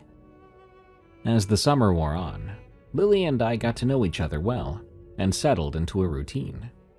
I often brought movies for us to watch together as a treat for her finishing her chores. I loved showing her some favorites from my childhood, like Goonies and Flight of the Navigator. It wasn't until the 4th of July that our routine was interrupted. I had just gotten back from my shift at the video store, a slow night, when Lily's mom called to tell me that she was going to have to go in on her day off. The ER was more packed than usual. Lily's father was supposed to have her, but had switched weekends to go on a fishing trip. She asked me if I could watch her overnight for double pay and popcorn and pizza. She didn't have to ask me twice. Popcorn and pizza and double pay when I'd mostly be sleeping? Sounded like a great deal. I hadn't made any plans for the night since my shift ended after all the fireworks anyway, and I hate getting to parties after everyone's been drinking for a while. I got to Lily's at the same time as the pizza and saw her mom off. As I mentioned before, Lily had the entire upstairs to herself. One of the rooms was her bedroom, and across the landing there was the bathroom and another bedroom, which had a sofa, television, some beanbag chairs, and Lily's desk. A swanky setup for an 11-year-old, right? After we watched Casper for the 10th time, Lily swooning over Devon Sawa the entire time, she went to sleep in her room, and I settled down on the sofa with American Beauty and drifted off. As I said before, even though the house was old and plain, it never spooked me out, even at night. It was creaky as all old houses are, especially creaky to be honest, as it had a marked tilt to the south from settling into the earth. One game Lily and I played was racing marbles and bouncy balls from one end of the room to the other in her lounge. Even so, creaky as the house was, I slept like a log through all the house's moaning and groaning, and even the errant firework. But after the sun rose, I could tell from the light creeping through my closed eyelids. The floorboards in the room started creaking like someone was pacing up and down along them. I thought it might be Lily looking for something, so I just kept my eyes closed, pretending to be asleep, so she wouldn't ask me to help her. I wasn't ready to wake up yet, but the sound kept on for so long, and it seemed like the person wasn't actually moving around the room, but pacing right in front of the sofa. I was facing the back of the sofa, so I couldn't see any shadows, but I could feel their closeness. "Lily," I said, "are you okay, hun?" The pacing suddenly stopped, and in that moment I opened my eyes, looking at the plaid tweed of that old sofa, the hair standing up all over my body, just like the fibers of its worn surface. Whoever or whatever that was, it didn't feel like Lily. I swallowed, sat up, and turned around. Nothing, and the presence was gone. The room felt as empty as it looked. I quickly got dressed and went into Lily's room. Her bed was made. I went downstairs to see if she was eating breakfast, realizing I had no idea what her morning routine was. On the table was a note from Lily, saying she had gone to spend the morning with a friend. They'd left over an hour ago. The house felt very still, very quiet, but again, not at all heavy or wrong. I called her mom to confirm the playdate, locked up, and left, making a note to ask some questions the next time I came over. The next time I babysat, I asked as casually as possible if the house had any weird history. Lily squinted at me, then nodded sagely. "You saw her then?" "Saw her?" "The lady." "Well, I didn't see anyone," I said, "but it did seem like there was someone in the room, someone watching me." "She was probably checking you out," Lily said. "She didn't do anything bad, did she?" "No, just woke me up, pacing." "Yeah, she does that. She's just worried. She looks out for me, surprised it took so long for you to see her, or hear her." "Why does she look out for you?" "Well, I always wondered too. So last year I went to the library and looked at the microfiche and stuff. Did you know there used to be nothing around the house when it was built? Crazy to think about. Anyway, there was a bunch of houses in 1928 when that big tornado hit. See that lot across the street? That whole block where there's just one house?" She pointed. "There used to be 4 houses there. The couple who lived here had kids who were over there playing when the storm hit. and wiped out 3 of those houses. Almost everyone in them died, including the kids. She never got over it, and she died of a broken heart. So I think she stayed around to look after the children who lived here after. Do you know what her name was? Penelope Joy. Isn't that a pretty name? Penny Joy? Yeah, I think so. And you think she likes me? Yeah. And you know, I bet she was worried you'd be worried, since I left without saying goodbye the other day. Yeah, that was a little thoughtless of you. I was trying to be thoughtful and not wake you up. Well, kudos for trying. Lily's mom soon after went back to day shift when the school year started, so I only babysat Lily occasionally after that. But we kept in touch. When Lily was 14, her mother remarried, and they welcomed a new baby. Lily wasn't too happy about giving up her awesome living arrangements right as she went to high school. But when her mother offered to give her the enormous downstairs bedroom in exchange, she couldn't resist. I asked if Penny Joy was looking after the baby now. She laughed at me and said, "Of course she is." Encounters, again on your favorite podcast apps. I've always liked those stories about I was the target. From Mads07. I hail from a well-known UK city known as Colchester. Yes, it has the same name as the infamous Colchester Underpass, where the Bunny Man supposedly stalks. Unfortunately, we don't have any urban legends as renowned as that, unless you count the claims of people seeing spectral figures around old Roman settlements. But my story is different than that. For privacy reasons, I'll be changing the names of any places and people involved that I might mention. For some background information, I was a full-time college student, so I took up a part-time job at a local pub to learn some bartending skills to help me at university. The pub I worked at was small, very secluded, and old, dating back to the early 16th century, and still holds up to this day. Most customers you get are the ones that are local to the area. Any others are a bonus. I tended to work the day shifts. They're quiet, which is what I prefer, as I can get most chores done, plus the hours are more set. I didn't like the night shifts mainly because they were rowdier, and you weren't sure whether you would get off at 8 p.m. or at midnight. Now, to get to the part you're all interested in. I was not supposed to work the night shift that night.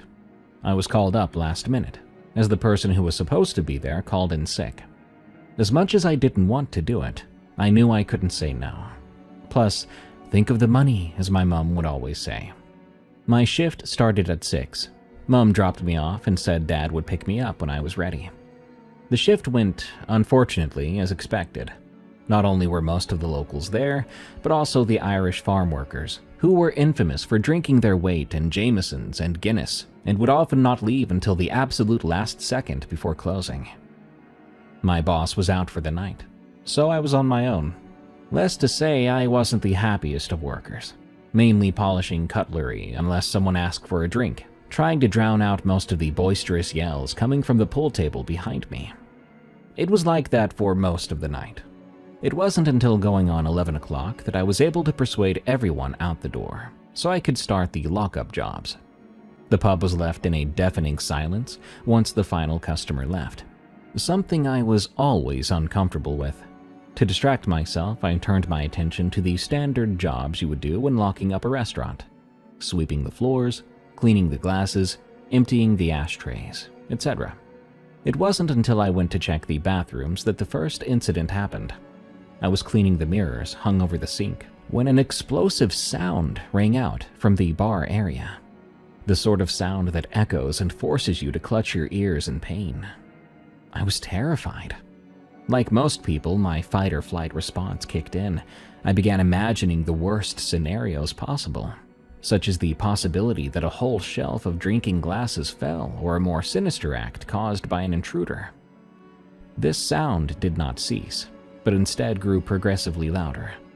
Despite the pain in my ears, I had to stop whatever was causing the sound before the whole village woke up. I sprinted to the bar, expecting to see shattered drinking glasses strewn across the floor. There was nothing.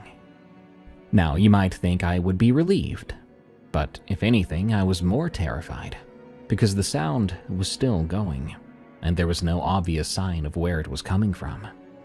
After frantically looking for any sign of disturbance, I found that it was coming from the speaker.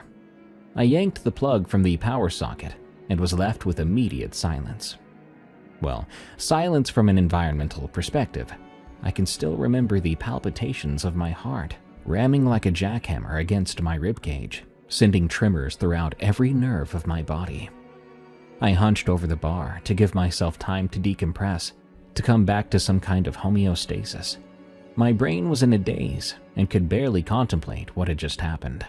After taking in a few deep breaths, I began to calm down, and my thoughts became clearer.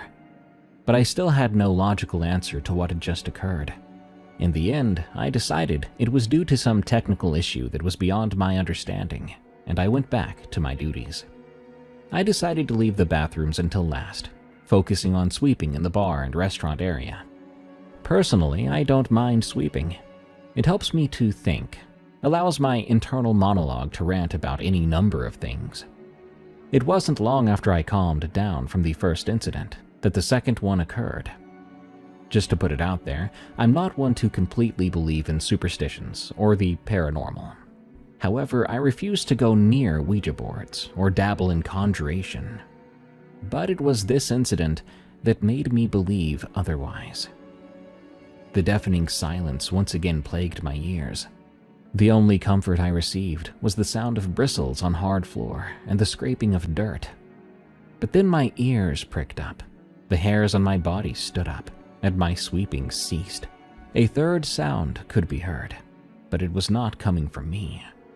Slow creaks with deliberately timed pauses between each one could be heard on the floor above me. The sound of footsteps creaking slowly towards the upstairs staircase, which fed into the kitchen and eventually the restaurant where I currently stood. It was as if something was taunting me. Someone or something was purposefully trying to frighten me. It worked. My flight response took a hold of me, so I dropped the broom and ran out of the pub into the front patio. Sensing my movements, the slow, deliberate creaks above suddenly changed into a fast-paced sprint, which bellowed throughout the pub. I was being chased.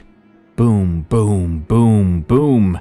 The booming footsteps collided with concrete from the kitchen. But I was already out the door, running around the side of the pub into the back garden. The garden looked sinister, with the black silhouette of the trees and bushes contrasting against the pale moonlight. The spiny branches of the bushes welcomed me as I dove underneath the shrubbery and tumbled down into a trench, the thorns scraping the bare skin on my arms and ankles. Not long afterwards, I heard heavy footfalls contacting with dried leaves and other shrubbery, as it also must have made its way round the side of the pub and was now seeking me out. Sprawled out across the ground, face down, my chest and other body parts dug into the dead pieces of wood from fallen branches. I wanted to flatten myself down as much as possible. I dared to not risk a shadow in fear of that thing finding me. I felt like I was suffocating due to the pressure on my chest as well as the adrenaline.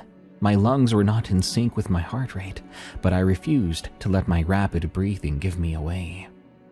I lay there, unmoving, forcing myself to hold my breath, only allowing a couple of short breaths to prevent me from passing out. The rustling of footsteps paced slowly and tauntingly around the perimeter of the garden, like how a predator circles its prey before the attack, a form of torture targeting the fight or flight response. It knows I'm here, I thought. I know it's here, but only one of us has the upper hand over the other. I wish I could truly convey the feeling of powerlessness I felt when faced with something that unfathomable, but that's only a feeling those who have experienced it can understand. The pacing continued, but a sudden stumble a couple meters from where I lay sent every muscle in my body into action mode. It was the sudden move someone does when they do a double take. like when they saw something. The footsteps quietened, as if it was trying to conceal itself, but instinct told me of the thing that I feared most, the whispers of footsteps growing closer. I heard heavy, raspy breathing. Terrified it was mine, I clasped my hand over my mouth and nose. But I quickly realized it was not coming from me, but from something right above me. The bush was now the only barrier between me and it, a faint shadow cast over the moonlight earth in front of me, the breathing, grating, and guttural announcing its presence. I engaged every muscle in my body, ready to make the run for my life. Rapid and savage rustling came from the bush, as if the leaves themselves started battling and tearing at each other. It was trying to get through. Whether what I did next was a good idea or not, I couldn't tell you. All logic and sense of reasoning left me, and I could only count on my primitive instincts to get me away, anywhere away from this thing. I sprinted from the trench, exiting through a gap, and headed towards the road. The sound of running quickly followed me, as I expected it would do. I was still being chased. Retracing my steps, past the side of the pub, I let my legs take me anywhere, just anywhere. The sprinting behind me did not falter. It was determined. I could hear the paces catching up to me with every stride, with every rasp of breath that echoed throughout my ears. As one last-ditch effort, I forced my lungs to fill with air, ready to scream. But at the 11th hour, by the skin of my teeth, at the last gasp, I heard a car revving down the country road. The full beam of light came into complete view as it blinded and halted me to a complete stop. The sprinting behind me had also stopped, and a rapid rustle to the side of me was heard. Standing on the edge of the road I was about to run on, I saw the recognizable beige paint job of an old Maverick. My dad's car! The feeling of relief and gratitude I felt was beyond anything I've ever known. Dad pulled up beside me, and I immediately raced to the front seat door on the other side and got in, locking the door as I did so. Panting, I clipped my seatbelt on and waited for my dad to drive away. The car didn't move. I turned to him shaking and out of breath. "Aren't you going to drive?" I said, with too much scold. But he only looked at me unblinkingly, a look of disapproval and concern on his face. "What happened to your arms?" He scolded back at me. I remember sitting there, still trying to catch my breath, and I looked at my arms. The cuts from the thorns were much deeper than I thought. But more importantly, I had to check if that thing was still there. I bent forwards, looking out my dad's side window. Nothing. Gone like a wisp of smoke, like it was never there in the first place. Dad followed my gaze, confusion added to his already darkened face. "What are you looking at?" I snapped out of my trance and pointed outside as a form of gesture. I tripped and fell behind the bushes. There was a trench there and I struggled to get out, and that's what happened. I'm okay though, just a little shaken up, since it was dark and everything. The look on my dad's brow slacked a little, but not completely. He rolled his eyes and put the car in gear, and we drove off. Once we were a couple 100 meters away, I looked out the back window, and I could have sworn I saw a looming dark figure watching us as we drove away. Why didn't you tell your dad the truth? You're probably all thinking. The short answer, my dad is very much a skeptic. He believes in nothing supernatural. Even if I did tell him what happened, he would not have believed me, and would instead think I was chased by some deranged man and would try to get the police involved. I did consider it. Talking to the police, I mean. But something in my instincts told me that what I experienced was not human, so the police would not have been able to do anything. Once home, I immediately went upstairs to my room. After checking that the windows were locked, I collapsed onto my bed. I didn't bother changing into my pajamas. Despite feeling heavier than a sack of lead, it was a long time before I could fall asleep. Every time I closed my eyes, the echoing of a guttural breathing and fast-paced footsteps plagued my ears, forcing my brain to imagine it repeatedly. Like a cyclical loop, it was a never-ending narrative, but nature eventually took its course. My tiredness and exhaustion must have taken over me as my mind went blank. The next morning, I woke up to an angry message from my boss, who was reprimanding me for not locking up the building before leaving. Before you judge him, you need to see it from his perspective. I was negligent. It's not like he saw the events that went down. If I did tell him, he would assume that I was making up an excuse, trying to take him for a fool. Or he might think it to be a human and try to call the police as well. Both were outcomes I didn't want to face. But luckily, he's a reasonable guy. Once I sent an apology and promised him that it was an accident and that it would not happen again, he forgave and forgot quickly. But it was a while before I went back to the pub, and that was only because my mom wanted to visit. It was light and full of people, so I didn't feel as terrified to walk in. But the hairs on my body still stood up, like there was some kind of presence. We were there for a couple of hours, my mom doing most of the talking as she's more familiar with the locals. But I did get into a conversation with a regular called Jamie. It was mostly small talk, mainly me discussing what university I was going to and what I planned to do when I got there. It was like that for a while, until the conversation took a turn that I did not expect and never would have. For some quick background information, Jamie is an old soul who has lived in the village for many decades. He knows the ins and outs of its history, even the far-fetched stories passed down from past residents. "I heard you forgot to lock up the pub before you left," Jamie chuckled. "News spreads quick when you work at a pub." "Yeah," I replied with a forced smile. "Not the best way to end your last shift, is it, girl? Oh well, guess your tiredness got the better of you. Or maybe that ghost was winding you up." I felt my body freeze, and I stared at him blankly. Tiny words eventually escaped my lips. "Ghost? What ghost?" "Have you never heard? This pub is supposedly haunted.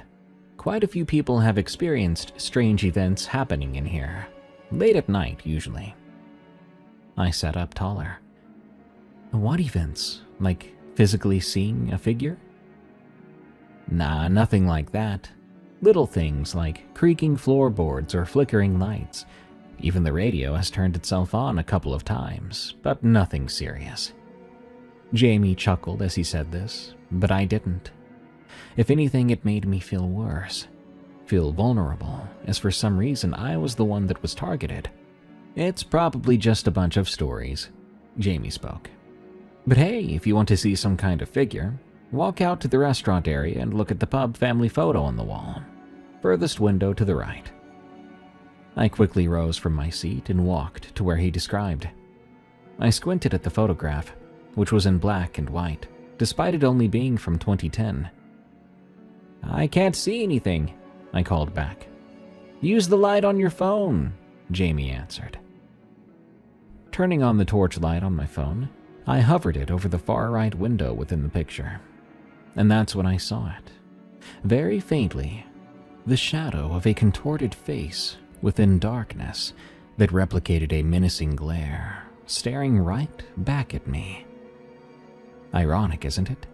No matter how many horror movies we watch, no matter how many times we shout at the characters on the screen to run away, we allow the dramatic irony to get the better of us.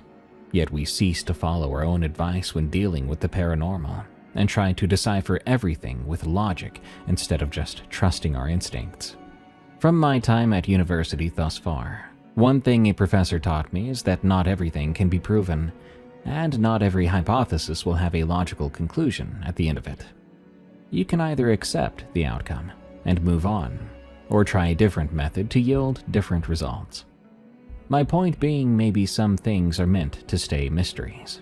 Some things are better kept uninvestigated for our own safety, unless you want to attract unwanted attention from a force far superior to us.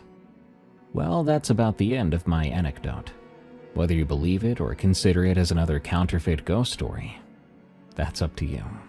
I'm still not entirely sure what happened to me that night.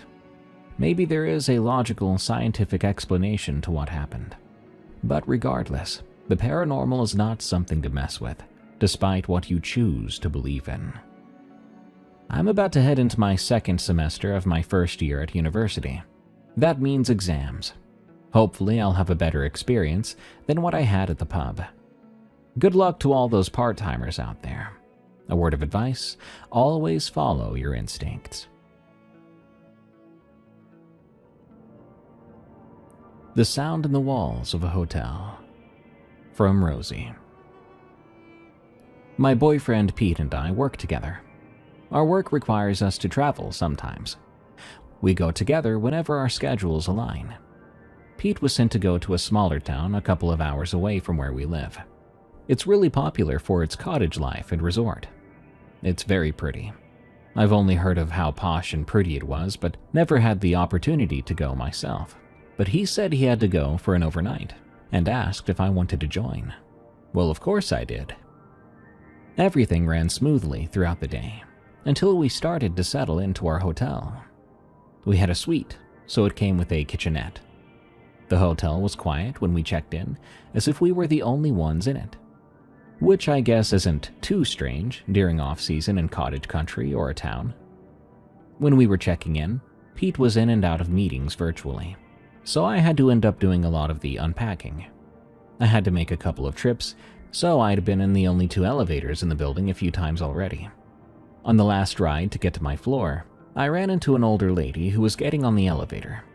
She said to me, "I guess we aren't the only ones on the floor." She laughed as I got off. I simply replied, "I guess we'll see you around."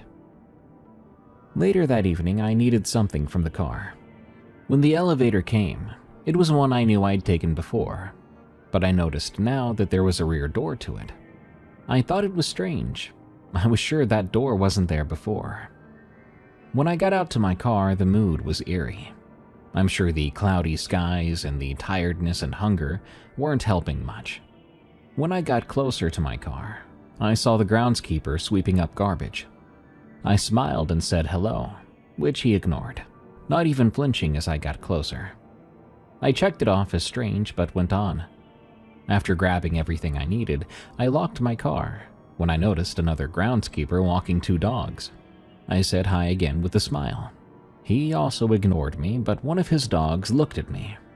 There was no excitement in that look, just curiosity, like I was another pole on the street.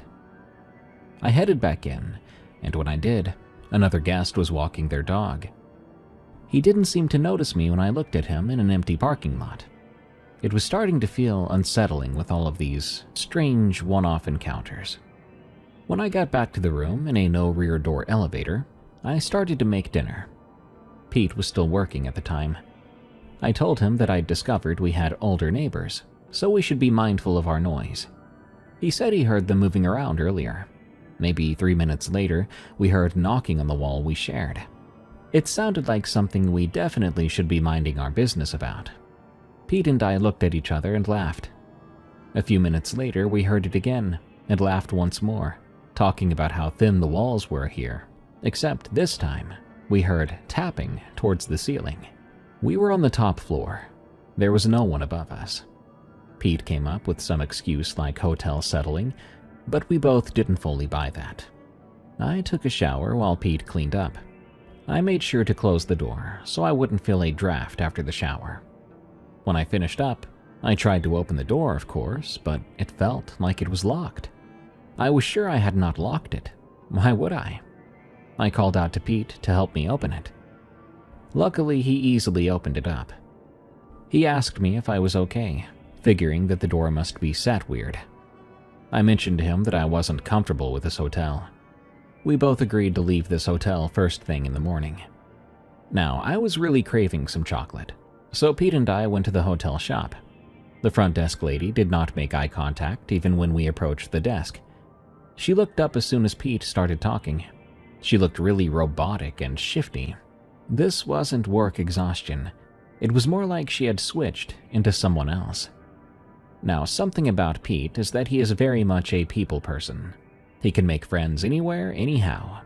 It's not uncommon for some young ladies to assume he's flirting, but the way she reacted and talked, she was so lifeless.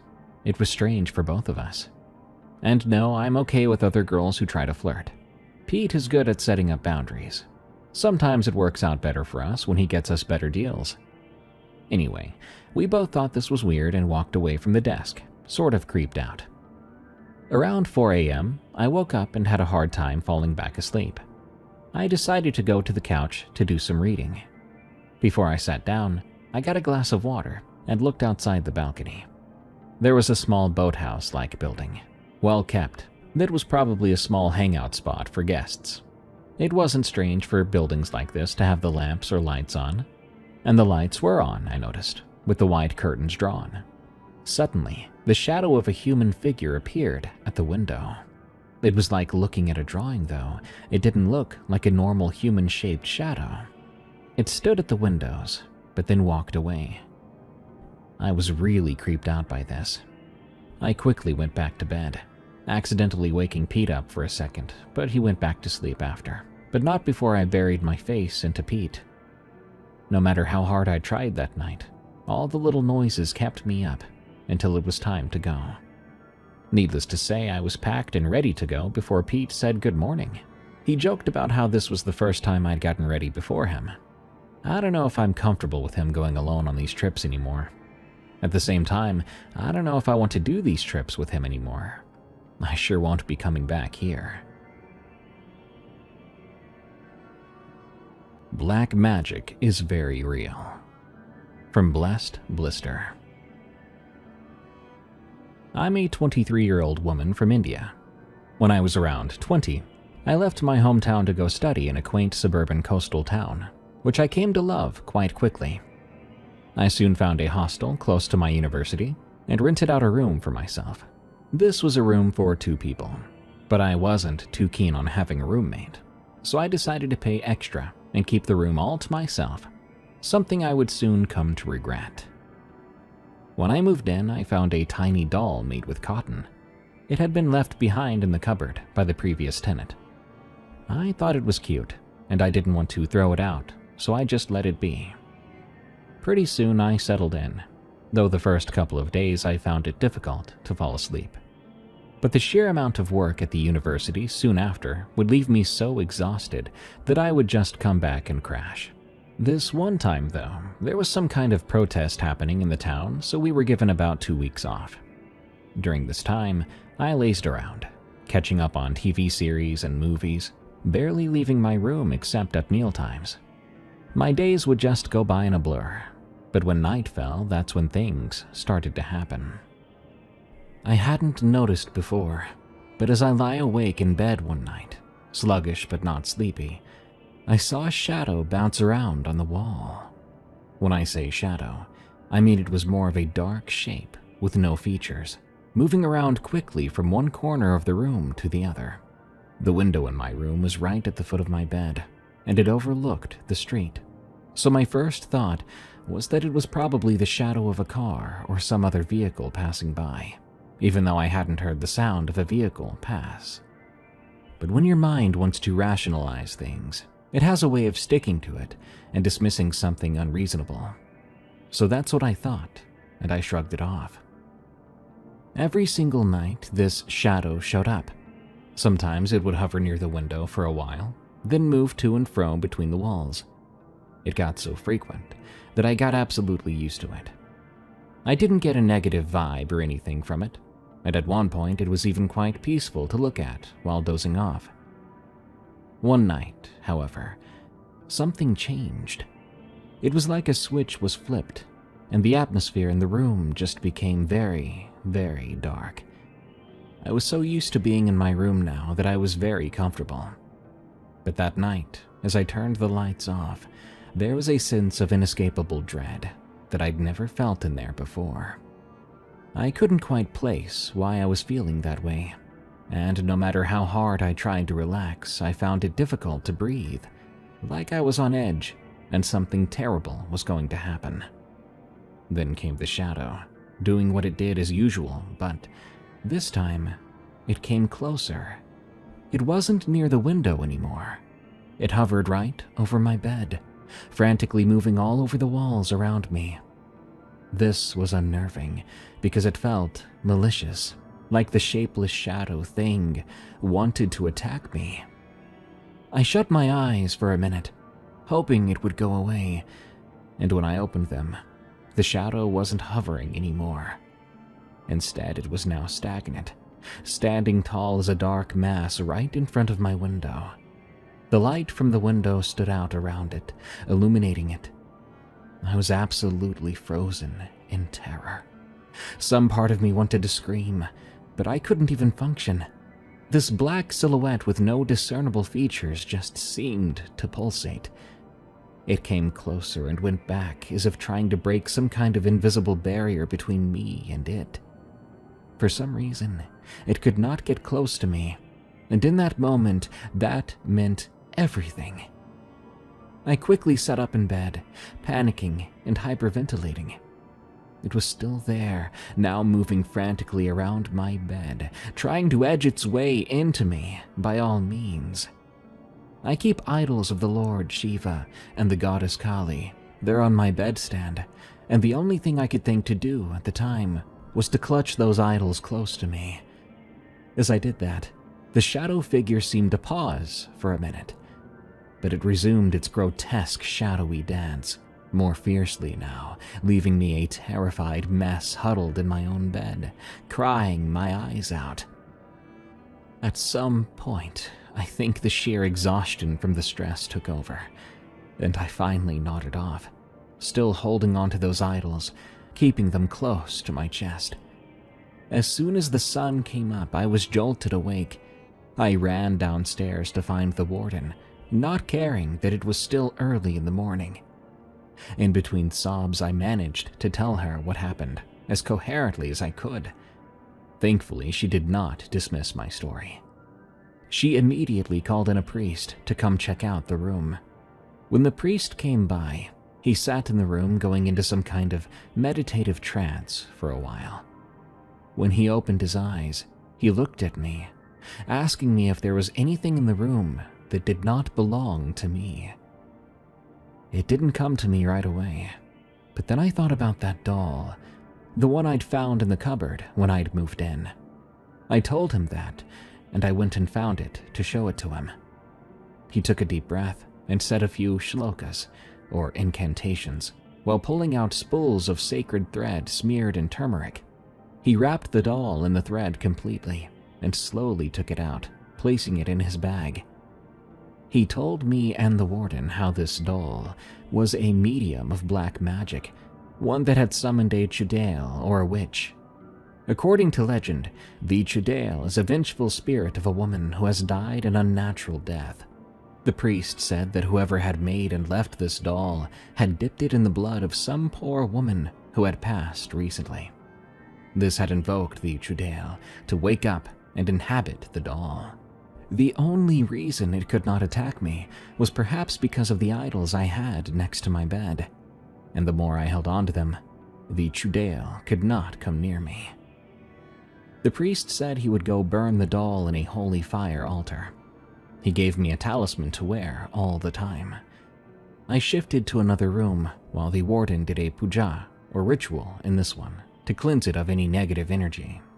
Till this day, that has been the scariest, most terrifying experience in my life. And no matter where I go, even to this day, I make sure to carry my idols with me. Angel or Demon, from Thick Mick Chick. This was my second nursing job, and was considerably different than the first, which was a rehabilitation and mental health care facility. This was a juvenile detention facility. Yep, a kids' jail. Now, I was not nearly as intimidated by this as I admittedly should have been. I figured my position was in the wellness department, and that containing combative children would be the support staff's responsibility, since they were specifically trained for this. I just needed to attend to the children's health concerns, and do the medication passes, and basically tend to my own affairs and business. With that in mind, I began my job as a nurse in a juvenile detention facility. Children acting absolutely buck wild was nothing new to me. My very first day, a teen boy from the offender cottage, if you catch my drift, was brought to an intake cell through the Sally port and held there in one of the cells until the nursing staff could assess him. When myself and the nurse who had been training me got there, we had to do an evaluation on him to see the level of severity of his injuries. That way we could treat and document them. This lad had repeatedly slammed his forehead against the inside of his intake cell and had managed to get about a quarter-sized goose egg on his forehead. It wasn't very pretty, but I would find things like this, although certainly not common, but they weren't rare either. I kinda had a baptism by fire first shift. Welcome to the jungle. I was the evening shift nurse when she came through intake that night. A chubby little cherubic 8-year-old girl, shuffling over and sitting down in one of our chairs, looking scared and forlorn. Her messy, loose, dark brown curls hung midway over her chestnut brown eyes. For this story, I'll call her Angel. The facility services manager asked if she could stay with me for a while, since the kids had decided that Saturday evening was a perfect time to riot. He and the support staff had their hands more than full. Of course, she could sit over by my nurse's station, and I'd keep a watchful eye on her. My evening med pass was done, so it wasn't really a problem. She was a literal babe in the woods. She was apprehensive and appeared to be somewhat overwhelmed. I couldn't imagine being in holding as an adult, let alone an 8-year-old little girl. She had to be terrified. To her credit, she never cried, never whined. Honestly, she impressed me with her level of maturity and awareness. Maybe since hindsight is 2020, I miscalculated her maturity and awareness for what it actually was: disconnect and apathy. I clocked out at 10 p.m., and it was approaching that time. The kids did not stop rioting just because I was going home soon, so the manager and support staff were still swamped.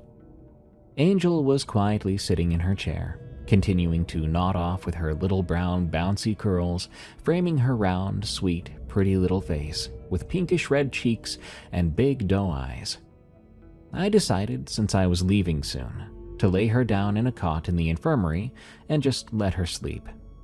It was almost 10, and she's 8 years old. She'd had a very emotional day. She had to be exhausted, I thought. I lay her down in the cot after I fluffed up her pillow, and I grabbed her a couple of blankets out of the warmer to tuck her in. She practically fell asleep as I explained to her that the intake staff were just a few feet away, and if she needed anything, just go to them. That was my introduction to Angel's heavenly side. I don't remember how long it took for me to see Angel's demonic side, but I do know that it didn't take very long. To be on a med pass and see her in the throes of an all-out nuclear-level meltdown was really a shock to the system. The support staff had several men who were between 6 and 6.5 feet and between 250 to 300 pounds. The first time I saw Angel kicking, screaming, biting, and hitting while 4 men of this size and 2 women of a much smaller stature tried to restrain her, I was in a complete state of shock. Keep in mind, I had worked as a surgery tech for 10 years in labor and delivery before I went back to nursing school. So I like to believe that I've seen my fair share of kicking, bucking, and fighting. In all honesty, very little shocked me at this point. What did shock me, though, the quickness in which Angel morphed into a kicking, screaming, biting, unholy terror when she felt slighted in any way, or heard the word no when she demanded something, because she rarely requested anything. So I was on my evening med pass to the inside cottages. To give you a clearer visual, we had cottages inside the fenced-in area of the facility, and a cottage outside of the fenced-in area. The cottage where Angel was housed was one of the inside cottages. The cottage had all of the kids in their rooms in a lockdown state due to Angel having a full-on meltdown, and the support staff were trying to get her under control. I decided to come back to that cottage once things had calmed down, and the kids weren't confined to their rooms. As I was exiting the cottage, Angel was being restrained right by the door that I needed to exit. 6 full-grown adults were trying to restrain this 8-year-old little girl so she wouldn't be a harm nor hazard to herself and others. She was bucking like a bronco, screaming, thrashing around, using foul language that I didn't even know when I was her age. She was threatening staff, too. I looked at her face and into her eyes as I was leaving. It stopped me dead in my tracks. This child looked completely different than the chubby, cherubic little girl that I tucked in on her intake evening. Her pupils were so dilated that the chestnut brown iris of her eyes was now jet black. She had very little white sclera showing at all. This wasn't just low-light pupil dilation either. The black dang near took over the entire eye. Her voice unnerved me the most. It was guttural and deep, like a man's voice. She no longer sounded like a girl or a little girl. And the hatred, that hatred that accompanied that glare, was beyond disturbing. It was downright scary, and I do not shake easily. My gut instinct was just to get away and to do so quickly, and that is precisely what I did. I finished up my med pass to the other cottages and came back to Angel's cottage.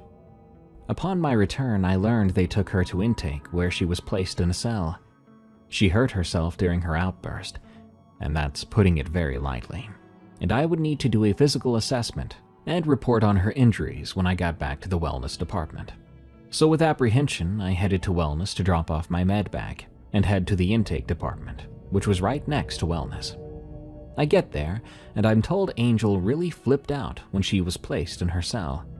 She, like the boy on my first day, also banged her head repeatedly against the cell walls and got a goose egg on her forehead.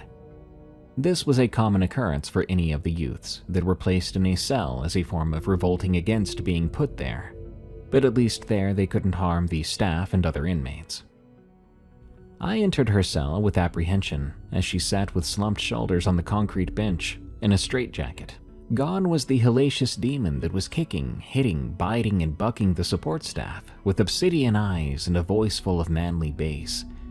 Before me sat a broken and bewildered little girl, just like the cherubic child I saw on her first night here, looking up at me with pain and sorrow, regret, and a huge red and pink knot smack dab in the middle of her head. Granted, you'd be correct in thinking the little girl's confused look was from her conking her head. That was a tiny part of it, though. This child looked like she was lost and didn't know what was going on. I asked her the typical questions of what hurt and where, so I could properly document and treat her injuries. She answered sheepishly, and you could tell she was just completely spent. I queried about the incident in the cottage, and she was literally at a loss. She remembered nothing. Yes, people can get blackout angry, but here's the thing. This child would go from 0 to 100 in the blink of an eye. There was no boiling point for Angel. Things were fine until they weren't. And unfortunately for us, we never knew when the volcano would erupt. I honestly didn't think Angel knew herself. I just know I personally witnessed a child that was normally very sweet absolutely explode out of nowhere for absolutely no reason at all.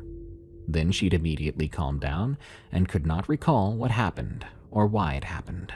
She would be just as confused as the rest of us, and very apologetic. To quote Red from the Shawshank Redemption, "I do believe those first 2 years were the worst for him, and I also believe if things had gone that way, this place would have got the best of him." Except, in Angel's case, it was 2 months and he was a she. I personally tried a few different solutions to keep Angel calm. What ended up working out for the best at the time, I had a Papillon who loved to sing with me and it made for a really cute video. Angel really liked my pup, and I made her a promise. For every day she could go the entire day without acting out and getting a write-up, she'd get a brand new video made just for her of my pup and I singing. It was more my pup singing than me, and I'm sure she was grateful for that. Now, all of this prefaces the point I'm about to make. This girl adored my pupper. She loved the videos and they were always the highlight of her day. She'd have done anything to get to watch him, including not flipping out on staff and causing an incident, because we had a deal and she was aware of that. She acts out, no video for Angel that day. So she'd come over to the wellness department, and I'd ask her if she'd been good that day. Kids being kids, they tend to lie to cover bad behavior. So I told her I'd be checking with the youth development supervisor, or YDS for the rest of this story, at her cottage to make sure she was honest with me. She always was truthful, probably because she knew I would check. Mostly she did really well. There were days when I'd ask if she'd been good, and she'd look at the floor and shake her head no. Her bottom lip would quiver and tears would well up in her eyes. She'd explain that she didn't know what happened and couldn't even remember what it was that she'd done wrong. I'd darn near cave in and show her the video anyway, but I simply couldn't do it. If I did, she could act with reckless abandon knowing she could see videos anytime she wanted to and didn't have to worry about her outbursts. Nope, that was not our deal. All this to say, I knew that child. This was a child that would have kept her behavior in check if it meant watching my pupper look at the ceiling and howl and sing with his little Papillon self. Now, those amongst you may say this was a child simply acting out, or a child with a mental illness, or both. Although I do feel both played a part in Angel's behavior, I know deep into my soul that there was something more than that. The inhuman strength, the Stygian eyes, the deep voice of a man who smokes 2 packs a day, the memory loss and that lack of recall, the minimal or non-existent triggers before a full-on raging, maniacal fit. If there were ever a case of demonic possession that I've witnessed with my own 2 eyes, Angel would be it. She literally ticks all the boxes off on the checklist. If you find this ending anticlimactic, dear reader or listener, let me add one last detail that I never mentioned when introducing you to Angel. The reason she came to our facility to begin with. Angel was placed into our care at 8 years of age for attempted murder. You see, she had stabbed her grandmother in the stomach over and over. An 8-year-old little girl. Still think demonic possession isn't possible in today's world? My time working for an environmental cleanup crew. From Billy Towers. Let me start by saying that if you are squeamish, you should stop listening or reading now, because the story I'm going to tell you gets weirder and more vile by the minute. There, that was your warning. I had taken a job as an environmental cleanup crew member in the summer. My main tasks were cleaning up parks and the sides of highways for any trash that people felt they could leave anywhere. This did not pay well, but the important part was the volunteer hours for my college scholarship, and being part of a green group looks really good on a resume. Not to mention my major was in biology, so it made sense to get some practical experience. The first few weeks were kind of boring. We were cleaning up parks and abandoned buildings, and everywhere else people felt they could leave their trash. The most exciting things I'd find during a shift were maybe a used condom or some leftover drug paraphernalia. Nothing worth writing home about. There were some entertaining tales for the group chat, but that was it.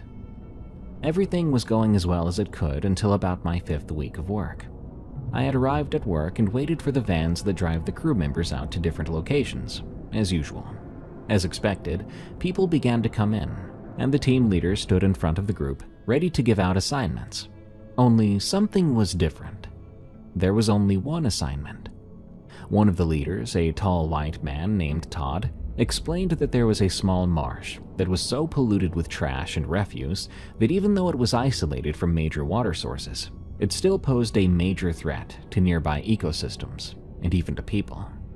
Todd went on to explain that while more official organizations had done a majority of the cleaning, they still needed help from locals willing to step up and clear out what was left. I guess that was us. Now, normally, we were given some plastic gloves and a trash-grabbing claw. Not this time. This time, we were told to put on heavy overalls, made out of some kind of thick rubber, galoshes that went almost to our knees, and thick rubber gloves that didn't breathe. Even though we were in an air-conditioned building, I was sweating bullets. Then we had to get in the vans. The ride to the marsh felt like a sauna. I think I'd polished off 3 water bottles by the time we got there. And when I saw where we were going to be working, I almost threw all of that water up. In front of us was a wetland that stuck to high heaven. It was a mix of rotten meat and raw sewage that had been sitting in the sun since the sun came out. We all had to be given special respirator masks that we were told to keep on at all times. This made me wish I'd read my contract more carefully, because something here had to be illegal. Still, I put the mask on and took a deep breath of filtered air. After the masks, we were each handed a trash bag and a grabbing claw before Todd stood in front of the crew again and explained that we would be working in teams of 3 to be as safe as possible. Each team would be given an air horn, so if they did have any trouble, they could sound an alarm and get help as soon as possible. After a long lecture about being safe and not being a hero, we were given our teams, then sent into the muck. I was teamed up with a brown-skinned, stout man named Raoul and a blonde, thin girl named Crystal. We didn't know each other very well, but we all gave each other a sort of trust glance before walking in. The water went a little above our knees, but it was so dirty we couldn't see our legs beneath it. And the mud, or what I hoped was just mud, it was so thick it felt like I sank a good 6 inches every time I put my foot down. The first hour or so went by uneventfully. It was really hard to talk over the masks on our faces, so any attempt at small talk simply came out as grunts, chuckles, or sighs. So we decided to have some fun with what we found in the marsh. I'd grabbed something soft and squishy with my trash claw and pulled it up to reveal a cute but absolutely filthy pink teddy bear. Crystal gave a sad sigh as I put the poor toy into the trash bag. As we continued through the quagmire, we heard our first air horn. Raoul, Crystal, and I turned around quickly to see a woman blasting the air horn and a man struggling to pull something out of the water. We rushed over to the other team as quickly as our mud-sunk boots would let us, and we went over to the man. Raoul went to one side of the man, and I went to the other, before reaching under the water. When I put my hands under, I felt what I immediately recognized as an arm. I pulled upward with all my strength. We slipped and slid in the sludge before finally pulling up a person with long hair from the sludge. With whatever strength we had left, the 3 of us hauled the person to shore and called for help. 2 hours later, paramedics showed up, and the person was brought to the hospital in an ambulance. I asked the other 2 team members what happened, and the woman simply said that sometimes, because of the silt, sinkholes form and can swallow people who aren't careful up in an instant. Todd told us that our first day at this marsh was over and that there would be new safety protocols in place. Against my better judgment, I did come back the next week. Something about this particular project had caught my attention, and I wanted to know exactly why. We were all given our gear and safety speech with one more caveat. We were given poles to poke for sinkholes. I was on a team with Raoul and Crystal again. We gave each other fist bumps before walking into the muck again. Raoul walked ahead of us with his sinkhole rod as Crystal and I trotted behind, picking up chip bags, soda cans, and anything else we could fit in the bags. As I was walking, I felt something hard near my boot. I thought it was a rock, so I tried to push it aside with my boot. The rock, however, did not like that, and I felt something latch onto my boot with extreme pressure. I screamed as loud as I could in my mask before I heard an air horn behind me. I turned to see Crystal holding the air horn high in the air. I turned back to Raoul, who was rushing toward me. He reached into the water and grabbed something. He pointed a finger up to the sky, which I took as a sign to lift my leg, so I did. Raoul lifted something that looked like a long, strange tube in his hand, and as his hand left the water, it revealed what had latched on to my boot. A very angry and hissing snapping turtle. Another man had come up behind me, lifting me slightly from my shoulders. Then he and Raoul pulled me to shore. With the help of some of the other crew members and eventually animal control, we got the snapping turtle to release my boot, and it was sent somewhere much safer. Todd came up to me and asked if I wanted to go home. I took a look at the small puncture mark on my boot, then looked at him with a smile, asking if he had any duct tape. With a pair of new boots, I stepped back into the muck with my team, and we continued our shift. I took the lead this time, hoping that the next snapping turtle I run into bites the rod in front of me, and not my foot. We continued our shift until we heard the announcement that indicated the end of the day. Raoul and I turned around to see that Crystal was gone. There was no way she had walked all the way back to shore, so she had to be underwater. We searched the water, reaching in and feeling around for any sign of her. A few feet behind us, we heard something emerge from the water. We turned to the sound to see what had risen from the sludge. It wasn't Crystal, but a decomposing body facing us. The body began to approach, and I saw Raoul sign a cross on his chest before we heard a screech as the body dropped back into the water. Behind where the corpse had been standing was Crystal, who hurriedly wiped her hands before reaching to her side and blasting the air horn. A few hours later, the police arrived and pulled the body from the water. They asked us all several questions before telling us that this is now an active crime scene and we would not be allowed back here anytime soon. Given what I'd already seen these past 2 weeks, I didn't think I'd be coming back to that job either.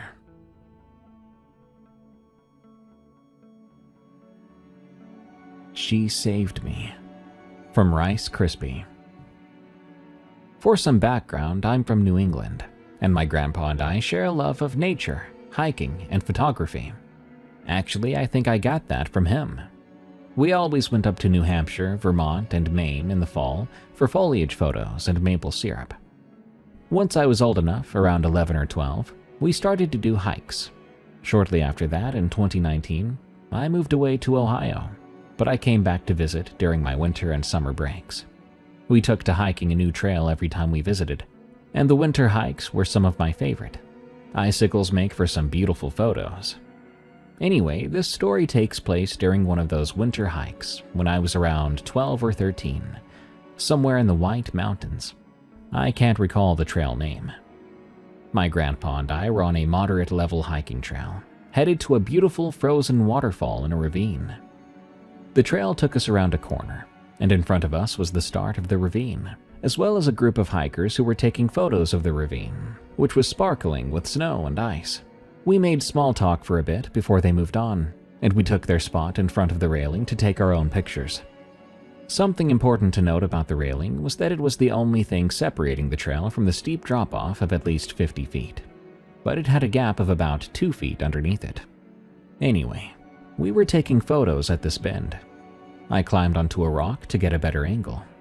As I was trying to slide carefully off this rock, with my hands behind me for stability and my legs out in front of me, both my hand and foot slipped on the ice.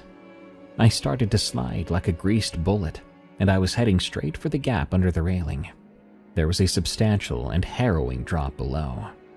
I did not have time to react, and neither did Grandpa, who was a few feet away taking pictures. Suddenly, with my feet hanging from the edge, an arm reached out and grabbed me around my waist. A woman in her late 20s, early 30s had caught me, had saved me. She helped me back onto my feet, and my grandpa thanked the woman profusely. She explained that she was with the group of hikers from before, who were now 5 minutes or so down the trail. We took a break so I could catch my breath, and she continued down the trail and out of sight. I didn't think about her explanation at the time. I was just grateful. But as I recalled this event a few years later, I realized there were some oddities. We never saw her with the group when they stopped to take pictures, and we never saw her after the event. I also hadn't noticed her from atop my rock. She was suddenly just there, at the very right place, at the perfect time, to save me. I'm not sure how or why. Was she some sort of guardian angel, or if she just had incredibly fortuitous timing? But whatever it was, she's likely the reason I'm even able to write this today. Kids are supposed to be innocent, living a life of joy and happiness. Whenever I see stories or news about children having thoughts that even messed up adults never have, committing atrocities against themselves or others, I'm quickly reminded that we live in a dark, dark world. and I become both sad and afraid. Good night. Thank you so much for tuning in to this episode of Tales from the Break Room. I've been your host, Darkness Prevails. You can find me on Twitter at Dark Prevails, or I guess that's called X now, and on YouTube at Darkness Prevails, where I narrate more stories.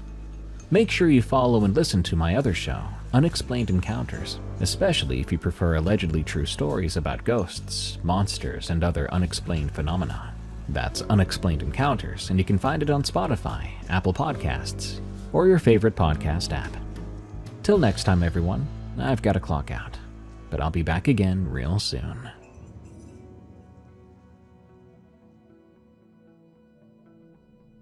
Usually, the stories sent to me are recollections of terrifying and disturbing events. What you're about to hear is instead an archive of research and sightings of something that should not exist. Data compiled on the same creature going back decades. Whatever it is, it hunts and lives in Yellowstone National Park, and it seems to enjoy watching humans from afar, and sometimes very, very close. This story is titled The Werewolves of Yellowstone, and was sent to me by The Logical One.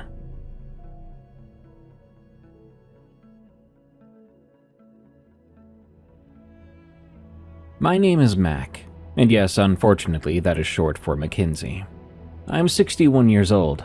I spent 32 years with the U.S. Fish and Wildlife Service, the last 14 in the greater Yellowstone ecosystem. I retired in 2019 with a GS-12 pension, a bad left knee, and a filing cabinet in my garage that my wife thinks contains old elk survey data. It does not, in fact, contain old elk survey data.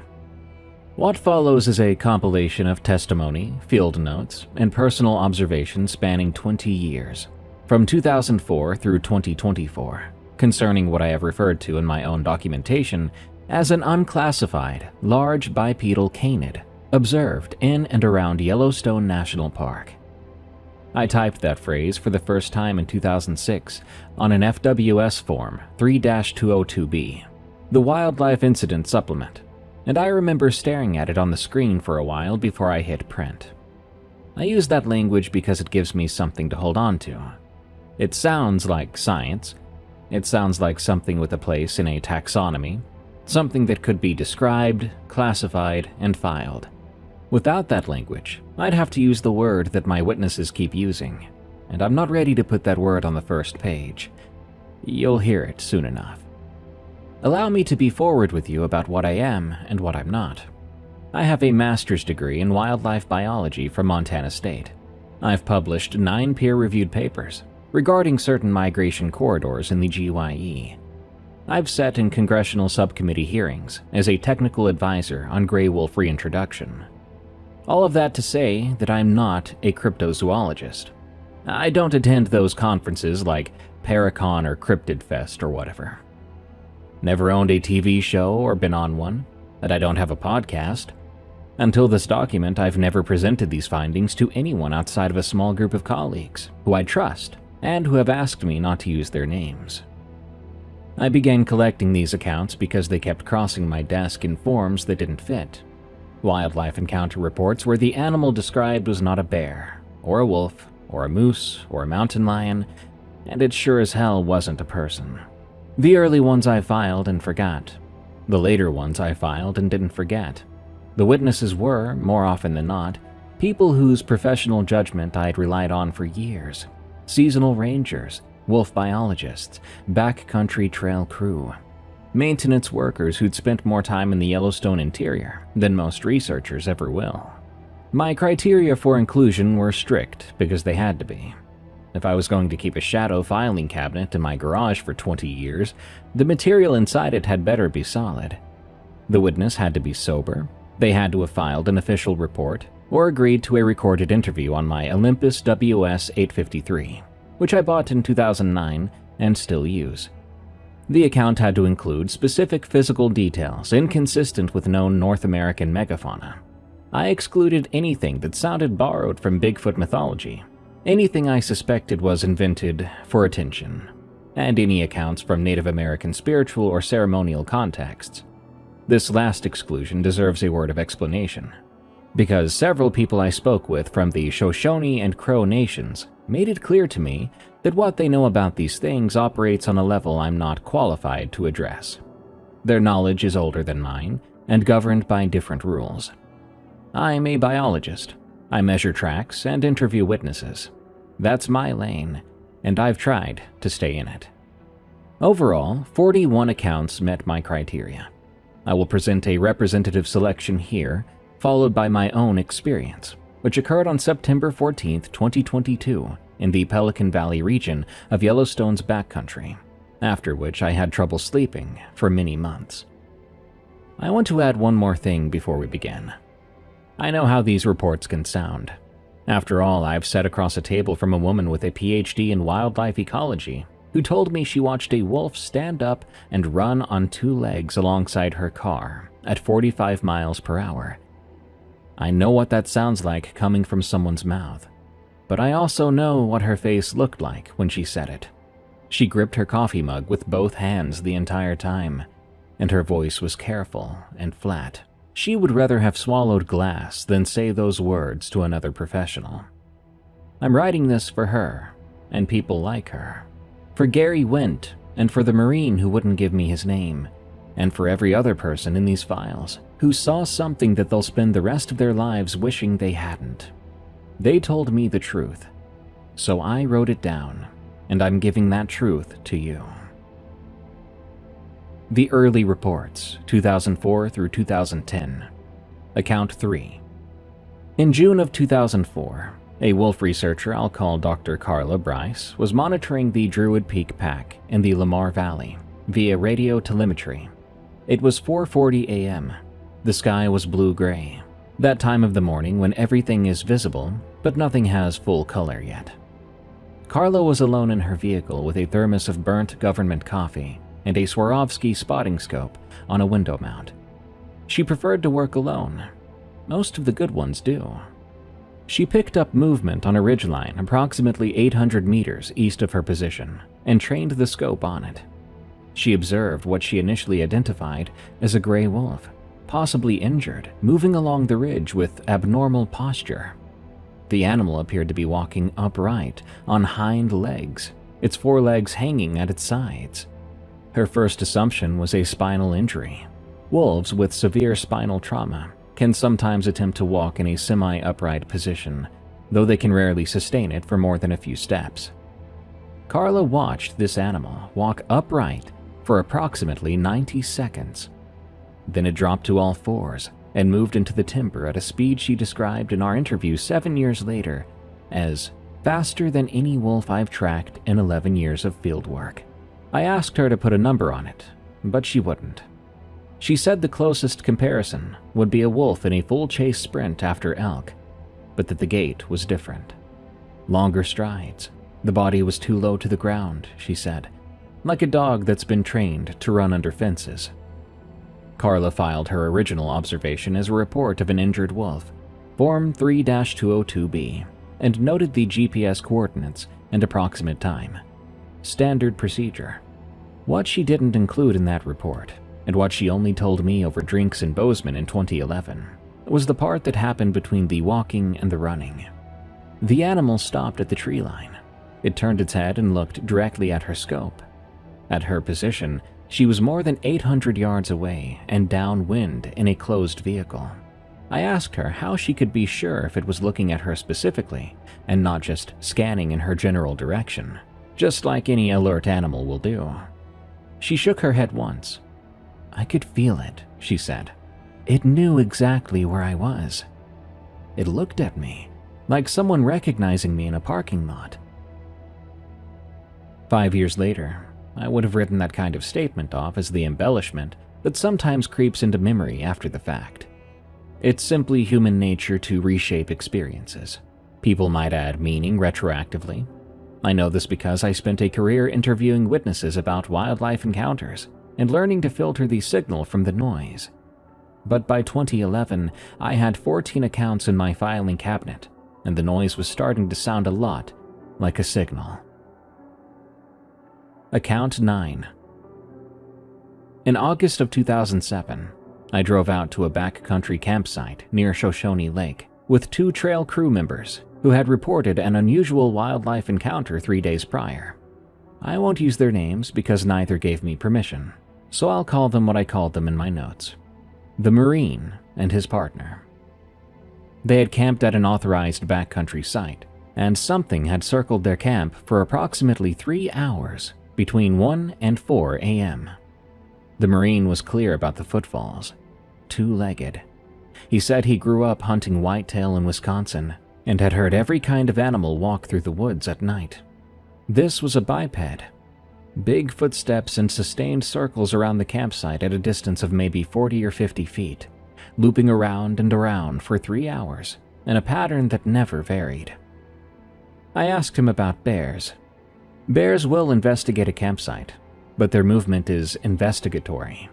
They'll approach, sniff, rummage, and leave. They don't walk in circles, though. He knew this. He told me he'd worked bear closures in Glacier before transferring to Yellowstone, and he said, very quietly, with his hands folded on the picnic table in front of him, steady and careful, "Mac, that wasn't a bear."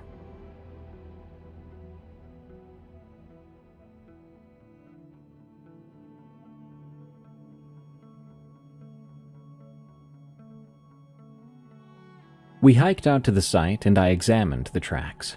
The soil was soft enough to hold good impressions. What I found was a canid track pattern. It had 4 toes, claw marks, consistent with wolf or large dog, but approximately 7 inches across, nearly double the width of a large male gray wolf print. More troubling was the stride. These tracks showed sustained bipedal movement. Left, right,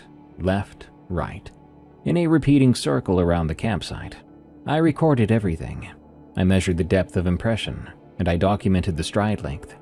Of course, none of this proves anything definitive. Tracks in soft soil can be distorted by moisture, temperature, and the weight distribution of the animal. But let me tell you about how the tracks ended. This is the part I still think about, when I should be thinking about other things. The tracks led to the lake shore, Shoshone Lake, which is the largest backcountry lake in Yellowstone. No road access or motorized boats, and the water temperature in August ran around 50 degrees. The bipedal tracks walked in a straight line to the water's edge, and they ended there. I didn't see them curve to the left or right, and they had not reversed on me. The last clear print was approximately 6 inches from the waterline, oriented straight ahead toward the lake. Whatever made those tracks walked into Shoshone Lake, and as far as I could determine from 2 hours of searching the perimeter, did not come out. Account 14. Gary Wint was a 58-year-old plumber. He had worked for the National Park Service in Yellowstone for 26 years. He was driving an authorized government vehicle on the park road near Tower Junction at approximately 11 p.m. on a night in October of 2010. He was returning from an emergency call at Roosevelt Lodge, where a pipe had burst in the kitchen, and he had the road to himself. The park was weeks from winter closure, and the tourist traffic was gone. Something was standing in the road. Gary told me it was on 2 legs. He said 6.5, maybe 7 feet tall, gray-brown, heavy across the shoulders and chest. It was facing away from him, and when his headlights hit it, the animal turned its head and looked at the truck. Gary told me the face was a wolf's face on a man's neck, and I mean exactly that. He said the muzzle, the ears, the shape of the skull were all wolf, but the neck was long and thick, and the head sat on top of the body instead of in front of it. The posture was vertical, upright, the way you and I stand. It looked at his truck for maybe 2 seconds, then stepped off the road. 1 big stride is all it took. Gary said the legs bent wrong, that the knee appeared to hinge in the right direction, but the proportions were wrong. The femur was too long or the shin was too short, and the single step it took to clear the road covered a distance of what he estimated at about 8 feet. Then it was in the dark, and Gary was alone on the road. I sat across from him in a booth at the Wonderland Cafe in Gardiner, Montana, 6 weeks after the incident. He had ordered the rancher's breakfast, 3 eggs, bacon, hash browns, and toast. And I watched him touch none of it. His fork stayed on the napkin. He told me what he saw and his voice stayed level the whole time. But I noticed a quality to it, which I'd heard from other witnesses, and would hear again many times over the years. Precision. He wanted to be clear and straight, to desperately be believed, because what he saw was bizarre. "I know what I saw," Gary said to me, "and I wish I never did." He retired the following spring, 26 years of service, full pension, good record, could have worked another 7 years to max out his benefits. When I asked why he was leaving, he looked out the window toward the park. The north entrance arch was visible at the end of the street, that big stone arch with the Roosevelt quote, and beyond it the road winding south into Gardner Canyon, into the country where Gary had crawled under frozen pipes for more than half his adult life. "I can't do these night calls anymore," he said. "I just can't." I get it, but I didn't say that, because at that point I was still pretending I was just collecting data. Just a biologist with an unusual side interest, a man with his filing cabinet. But I got it. And when I got in my truck that afternoon to drive home, I locked my doors before I started the engine, which was something I never consciously did before. Not in 30 years of driving government vehicles through grizzly country. I wanted to tell myself it was an accident of my hand, or a reflex. Nothing to get upset over. I told myself that all the way home. By 2012, I had 20 accounts in my files. I started doing something I probably should have done earlier. I read them all back to back in chronological order in a single sitting. I spread the transcripts and data across my kitchen table, and I read for 3 hours. When I was done, I sat there for a while longer, because the accounts were telling me something I hadn't wanted to hear. They were wildly, unreasonably consistent. 20 people spanning 8 years, most of whom had never met each other, were describing the same animal. If these were fabrications or misidentifications, you would expect noise and variation, drift that happens when people are confusing bears with shadows. Instead, I had 20 accounts that read like 20 observations of a single species. And that was the afternoon I stopped pretending it was just a hobby. Let me tell you what the reports describe, taken as a body of evidence. I'll try to stay in the clinical register here, because this is the section that needs it most. The moment I let myself editorialize about this material is the moment it stops being useful. Witnesses consistently describe an animal between 6 and 8 feet tall when standing upright. When on all fours, the body is comparable to a very large gray wolf, but with proportions that every single witness characterizes in one way or another as simply wrong. They'll describe the torso as long or the limbs as heavy, the head being too large. Several witnesses compared the overall impression to a wolf that had been stretched out, or to a person wearing a wolf's body who doesn't quite know how the joints are supposed to work. The animal is capable of both quadrupedal and bipedal movement. 12 of my 41 witnesses report seeing the creature transition between the two, and every one of them struggles to describe it. The word that comes up most often is fluid, followed closely by, of course, wrong. These two words don't go together in normal English. Things that are fluid are graceful, not wrong, and things that are wrong are clumsy, not fluid. But the witnesses keep reaching for both words at once, as if the movement they saw was smooth and terrible at the same time. One ranger, a man with 15 years of backcountry patrol experience, told me, "It moved like water running uphill. It was beautiful, and it should not have been happening." The bipedal gait is the single most common element across all 41 accounts. Bears stand upright, everyone knows this, but a bear on its hind legs is a bear doing something temporary and uncomfortable for it. It sways, it lumbers, its forelimbs hang in such a way that communicates how much it would like to put them back down. What my witnesses describe instead is an animal that walks on 2 legs, like you and I, easy balance, as if the body is made for it. Several witnesses use the same phrase without any prompting from me. They said it walked like it knew where it was going. Nearly every nighttime witness comments on the eye shine. This is where the reports get harder to reconcile with known biology. Canid eyeshine is typically green-gold. Bear eyeshine tends toward amber or reddish. What my witnesses describe is a flat, pale reflectivity in a color that nobody can pin down. White is the most common descriptor. Silver is a close second.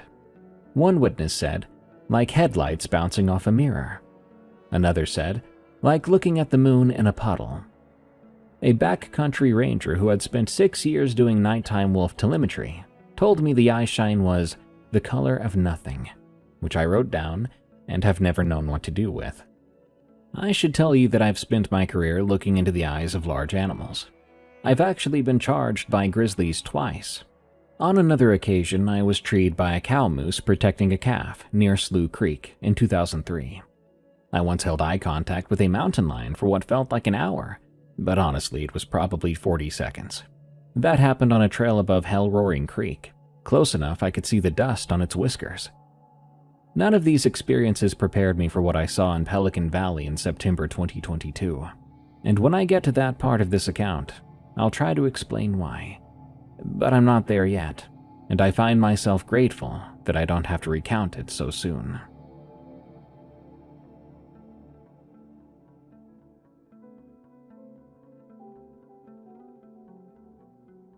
This is the part that changed the way I lock my doors at night.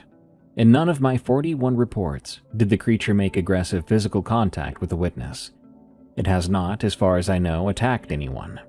And yet, in 23 of those 41 reports, the witnesses described the overwhelming impression of being specifically observed, tracked, selected.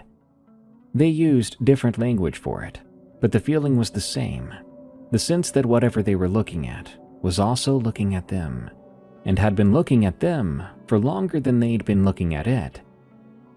I called this directed attention behavior in my notes. I had to have a name for it, and naming something is how a scientist creates the illusion of understanding, and it has the extra effect of making it feel smaller. It doesn't actually make things smaller, it just makes it less scary. What my witnesses described is an animal that watches specific humans with what I can only call intention, and the word intention implies cognition, and cognition at this level implies an intelligence I'm not comfortable assigning to something with a 7-inch canid paw print.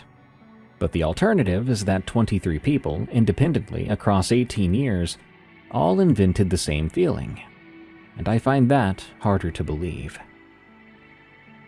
Approximately half my witnesses reported a strong, distinctive odor associated with the encounter. This is worth noting because it's specific in a way that fabricated details rarely are. People who make up monster sightings don't usually invent smells. The odor was described most commonly as copper and rot. Imagine a metallic, organic reek.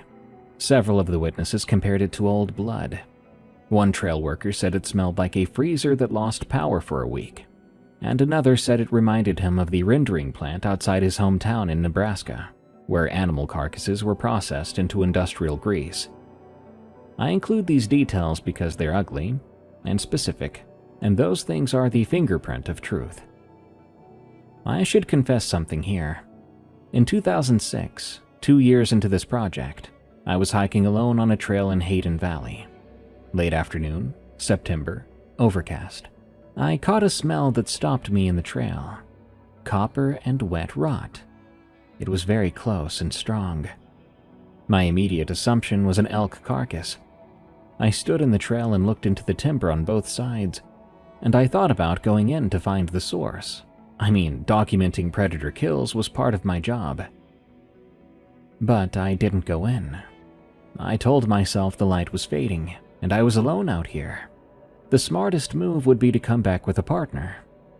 All of that was true, but I can tell you now that the real reason was simpler. That smell scared the hell out of me.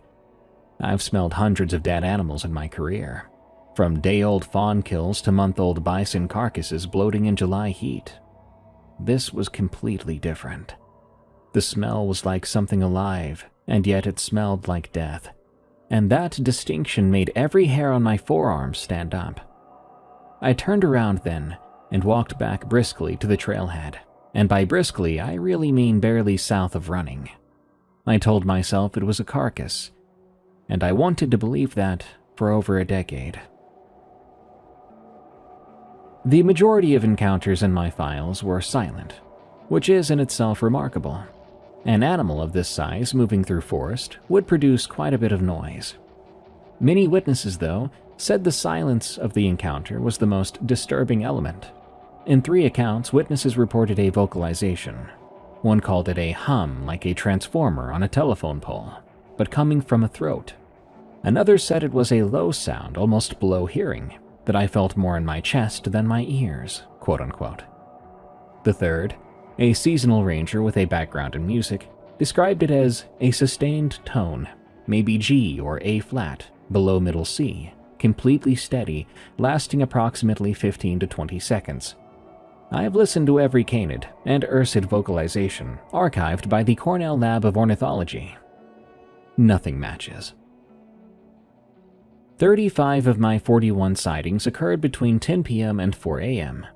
The remaining 6 took place during heavy overcast or in deep timber shade during daylight hours. Draw your own conclusions about what that means. I've drawn mine.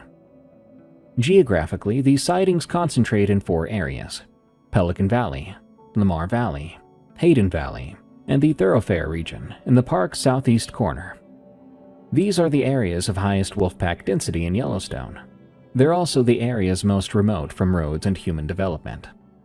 The Thoroughfare, in particular, is often cited as the most remote point in the contiguous United States, more than 30 miles from the nearest road in any direction.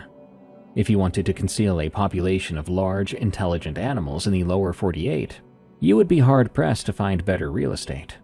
The park contains 2.2 million acres. Visitors, even in peak summer, confine themselves to approximately 1% of that acreage. What lives in the other 99% is, to a degree that would surprise most people, genuinely unknown. By 2011, I'd been doing this long enough to notice a change. The early accounts I collected had an almost accidental quality. People stumbled across something unexpected, reported it, and moved on. The encounters were brief. The witnesses were shaken but functional. Starting around 2011, the accounts began to shift. The encounters lasted longer. The creature's behavior appeared more deliberate, and the witnesses were harder to put back together afterward. I don't know if the creatures themselves were changing, or if I'd simply gotten better at finding the people who had the worst stories. I suspect both. Account 22. In July of 2013, a wildlife photographer I'll call Ben was on a multiple-day solo trip in Pelican Valley. He was an experienced backcountry traveler, mid-40s, and he'd been photographing Yellowstone grizzlies for a decade and a half. He knew how to hang food and manage bear encounters. This man knew how to control his heartbeat, even when something with claws was investigating his camp. He had done it before. He considered himself difficult to rattle. He awoke at 2 a.m. to the sound of something sniffing his tent. That in itself was unremarkable. Bears investigate tents. You lie still and you keep quiet, and they eventually lose interest. Ben knew the protocol, but the sniffing was different here. It was moving slowly and precisely along the seam where the rainfly met the tent body, tracking from the foot end toward the head end. It paused at his feet, and he could hear a deep, slow intake of breath through the nylon. Then it moved along his left side, up past his hip, past his ribs, and it stopped at his face. He was lying on his back. Whatever was outside the tent was inches from him, separated by the rainfly and the inner mesh. He could hear it breathing. He told me that the breathing was the thing that made him understand it was not a bear. It was too slow. A large animal, even at rest, breathes at a rate determined by its metabolic demand, and something the size of a grizzly takes a breath every 3 to 5 seconds. The breathing outside his tent came once every 15 to 20 seconds. Very long and slow inhalations, followed by long, slow exhalations, with pauses between each cycle that lasted longer than the breaths themselves. He said it sounded like something that didn't need much air. It stayed at his face for what he estimated to be 2 minutes. He could feel warmth through the fabric, he said. The body heat of something very large, very close. Then it moved on, continuing along the tent to the head end, and he heard footsteps walking away. 2-legged footsteps. He didn't leave his tent until sunrise. In the morning, he found claw marks on a lodgepole pine, approximately 6 feet from where his head had been. 5 evenly spaced gouges in the bark, at a height of approximately 8 feet above the ground. The gouges were deep enough that the white wood underneath the bark was exposed, and they were spaced in a pattern that I drove out to examine the following week. I brought a tape measure and a camera, and I spent an hour at that tree. I pressed my hand against the bark beside the marks. I have large hands. I wear an XL glove. The spread of the gouges was wider than my hand by at least 2 inches, and the pattern was consistent with 5 digits gripping and dragging downward, sort of how a person might run their fingernails down a surface. Once again, a comparison to people. But a person who left marks that deep in lodgepole bark would need claws at least 1.5 inches long and a grip strength that I do not think exists in human physiology. Ben packed up his camp that morning and hiked out. He canceled the remaining 4 days of his trip. I interviewed him 2 weeks later at a coffee shop in Jackson. He was calm and organized, and he answered every question I had. The only sign that anything was wrong was that he kept glancing at the window behind me, the one that faced the parking lot, where there was a tree line beyond it. Every time he glanced, I saw his jaw tighten up for just a moment before he would continue speaking. He told me he had not been back to Pelican Valley. When I asked if he planned to return, he picked up his coffee and put it down without drinking and said, "I've got plenty of other places to shoot."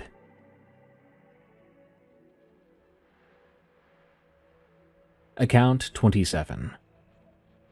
In September of 2015, a backcountry ranger whose name I've agreed to withhold was conducting a solo patrol in the thoroughfare region along the upper Yellowstone River.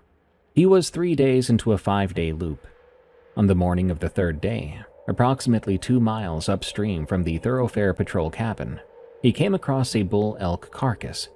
Elk predation in the thoroughfare is common, and an experienced ranger can read a carcass like a text. Wolves leave torn hide, scattered viscera, bones cracked for marrow. Grizzlies are tidier but still rough. What this ranger found fit neither pattern. The elk had been opened from the abdomen. The hide had been peeled back on both sides and folded. That was his word, like someone field dressing a deer. The organs had been removed completely. The body cavity was clean, with remarkably little blood on the surrounding ground. The ranger told me it looked like a surgical procedure performed in the field. Around the carcass he found tracks, the same anomalous canid prints I'd documented at Shoshone Lake in 2007, oversized, 4-toed with claw marks in a bipedal stride pattern. Whatever had dressed this elk had done so while walking on 2 legs. But the detail that has stayed with me the longest, the one I think about in that particular silence at 3 a.m. when my wife is asleep and the house settles and creaks, is the antlers. The bull's antlers had been removed. They had been cut from the pedicles, the bony base on the skull where the antlers attach. The ranger, who had multiple decades of field experience, had examined hundreds of elk skulls, told me the cut surfaces were smoother than anything teeth or claws could produce. He said they looked like they'd been cut with a tool. I asked what kind of tool could produce that result. He said he didn't know. I asked the same question of 2 veterinary forensic specialists at Montana State, presenting the photographs without context, telling them only that I was investigating an unusual elk mortality. Both said the cuts on the pedicles were consistent with a sharp, rigid implement. One of them asked if someone had used a bone saw. I want you to sit with that for a moment. A large bipedal canid that uses tools. I considered and rejected the possibility of a human poacher, because the tracks were canid, and because the area was days from the nearest road. Besides, no human has any reason to take the organs of a bull elk while leaving hundreds of pounds of edible meat untouched.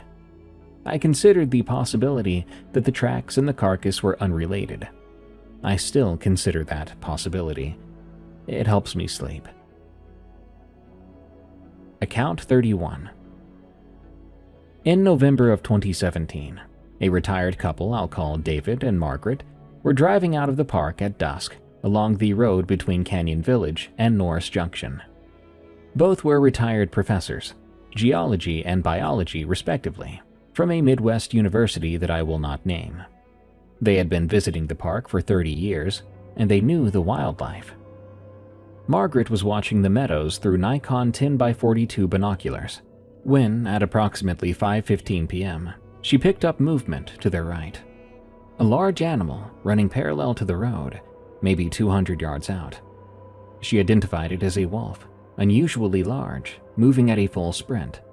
David was doing 45 miles per hour, but the animal was keeping pace. Margaret watched through binoculars for approximately 30 seconds, and then the animal changed. She said the front of the body lifted, the hind legs adjusted, the stride pattern shifted from a 4-beat gallop to a 2-beat run in a single fluid motion, and the creature continued along the meadow on 2 legs at the same speed. 45 miles per hour, on 2 legs.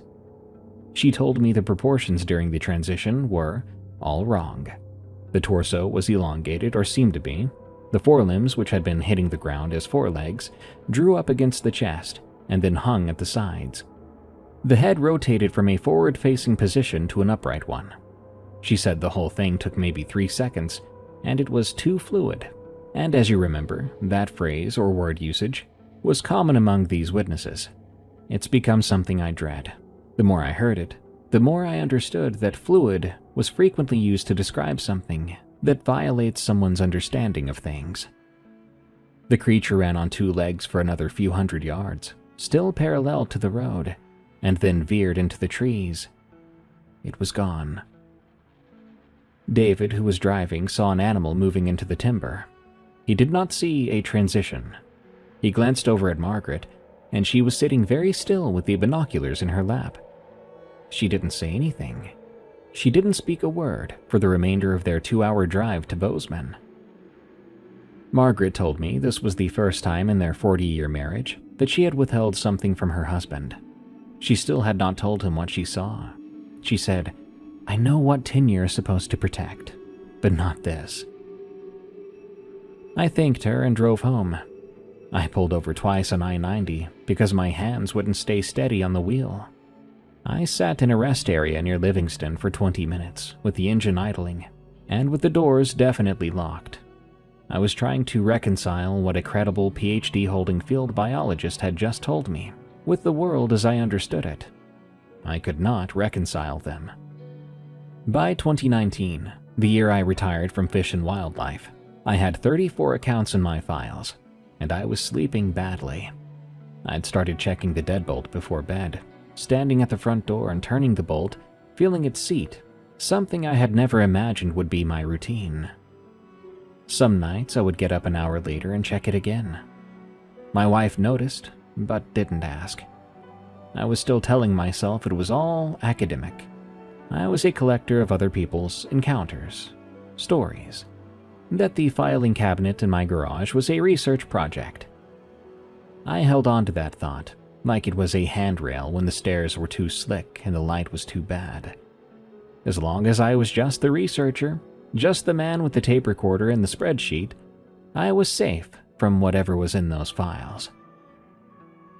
I was safe until September of 2022, because then I wasn't. What I think they are, and what I don't. The question I get from every person I've ever trusted enough to share this material with is the same. What are they? I'll tell you what I've ruled out first. The process of elimination is at least a road I know how to walk. They're not bears standing on hind legs. Bears don't walk bipedally for sustained distances, and they don't run at 45 miles per hour on 2 legs, and they certainly don't leave canid tracks. They're not mangy or disfigured wolves, because mangy wolves still look like wolves, still walk on 4 legs. They don't approach 7 feet in height. And I don't think they're humans in costumes. A suggestion that makes me tired. A human in a costume does not leave canid tracks with claw impressions, and again, they can't keep pace with highway traffic. A person with a suit is not going to survive winter temperatures of 30 and 40 below zero.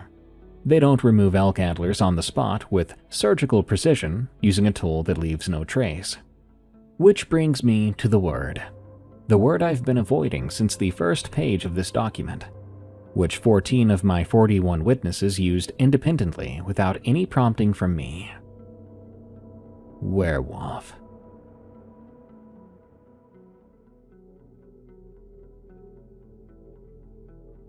"14 professionals, spanning nearly 2 decades, reached for the same piece of folklore to describe what they saw. I find that fact uncomfortable, and I find it telling in equal measure. There is a history here, one that goes back further than my filing cabinet. The Shoshone, the Crow, and the Blackfoot all carry oral traditions that include beings described as both wolf and person. I mention this with the same caveat I offered earlier. These are spiritual and cultural concepts embedded in knowledge systems that predate European contact by thousands of years. They're not mine to interpret. I note them only because they exist and because they describe something that my witnesses, with their spotting scopes and GPS units and government-issued radios, also describe. The European record is thinner, but it's there.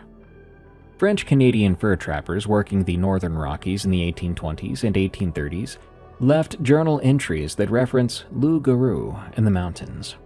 Most of these are fragmentary and vague, easily dismissed as the superstitions of men living in isolation under extraordinary hardship. But one entry has always stayed with me. An 1836 letter from a fur trader operating out of Fort Hall, in what is now southeastern Idaho, to a business partner in St. Louis, contains the following passage. "I have this fortnight past been troubled by a wolf that walked as a man, and looked upon me with knowing. It comes by night and stands at the edge of the firelight, and I have discharged my rifle at it twice, without apparent effect. I do not think it is a wolf." Now, I am a man who does not believe in the supernatural. I believe in species that have not yet been documented, and I believe the history of zoology is a long series of experts declaring things impossible right up until someone proves they exist. The mountain gorilla was a campfire story until 1902. The okapi was a myth until 1901. But I have to be honest with you. Those were animals that fit comfortably into known biological categories once they were discovered. What I'm describing does not have a fit. An animal that transitions between quadrupedal and bipedal locomotion, that appears to use tools, and demonstrates awareness of human observation technology, that watches specific humans with specific intent, that smells like copper and old death, and that can disappear behind a single tree in open forest. This is something else. I spend a lot of time in the early, dark morning hours thinking about this. Sometimes I almost convince myself it's all misidentification. Animals seen from bad angles and bad light by tired people running on adrenaline and coffee. I can nearly build a world where that's true. But then I think about those claw marks, 8 feet up a lodgepole, spread wider than my hand. And I think about the elk antlers cut with a tool. And about Carla, watching something look at her from 800 yards away, as if it recognized her. Then there's Pelican Valley. I wonder about what walked beside me through the burned timber on September 14th, 2022, and the doubt breaks apart, like ice on a river in spring, and I'm left with what I know. Let me tell you about Pelican Valley now. September 14th, 2022.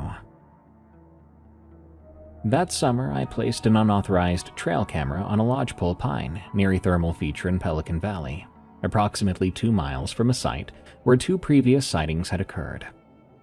The camera was a Reconix Hyperfire 2 motion-activated infrared flash, bolted to the tree with a steel mounting strap.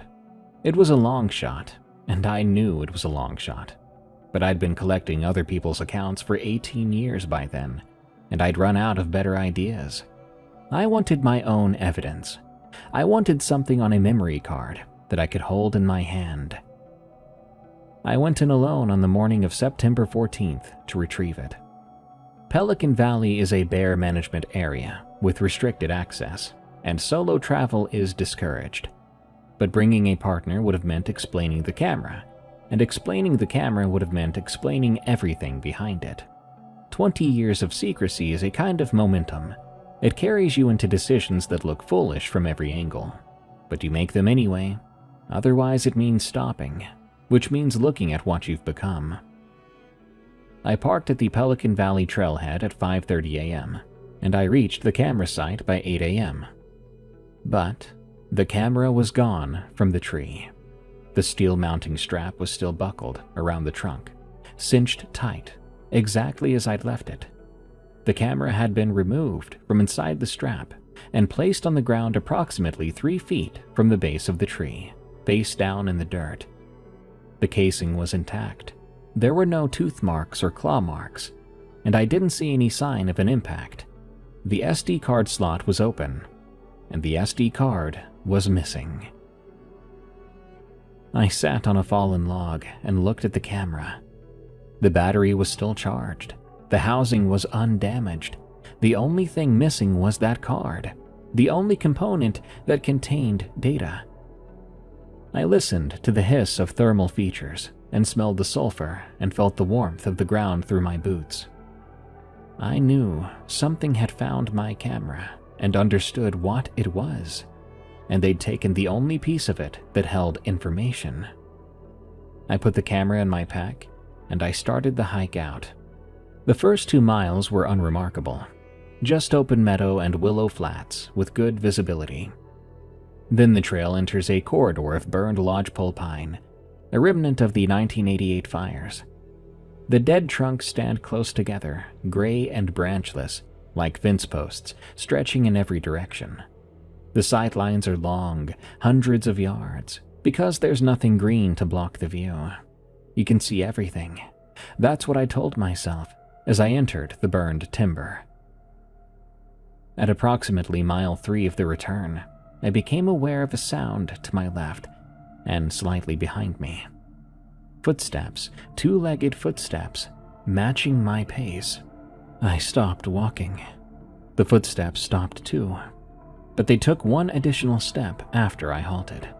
An echo stops simultaneously. An animal reacting to your stop would show a delay of a half-second or more, the lag between stimulus and response. This extra step was something else. It was almost synchronized, off by a fraction of a beat, as if the thing walking beside me was making a decision to stop, and that decision arrived 1 footfall too late. I started to walk again. The footsteps resumed. I walked faster. They adjusted. I slowed down, and they adjusted again, always with that fractional delay, that tiny gap between my change and its response, like a mirror image running a half-second behind. I would hear the footfalls clearly in the silence of the burned timber. They were heavy. They were bipedal. They were approximately 40 yards to my left, somewhere in the columns of gray dead wood, and I could not see what was making them. I didn't turn to look. When you encounter a predator in the wild, the dynamic of the encounter is shaped by acknowledgement. As long as neither party signals awareness of the other, you are just 2 animals occupying the same space. You are parallel. But the moment you turn and look, you create a relationship. You become the observed and the observer, the prey and the predator, the thing that runs and the thing that chases. I knew this in my training, and I knew it in my bones. I did not turn to look.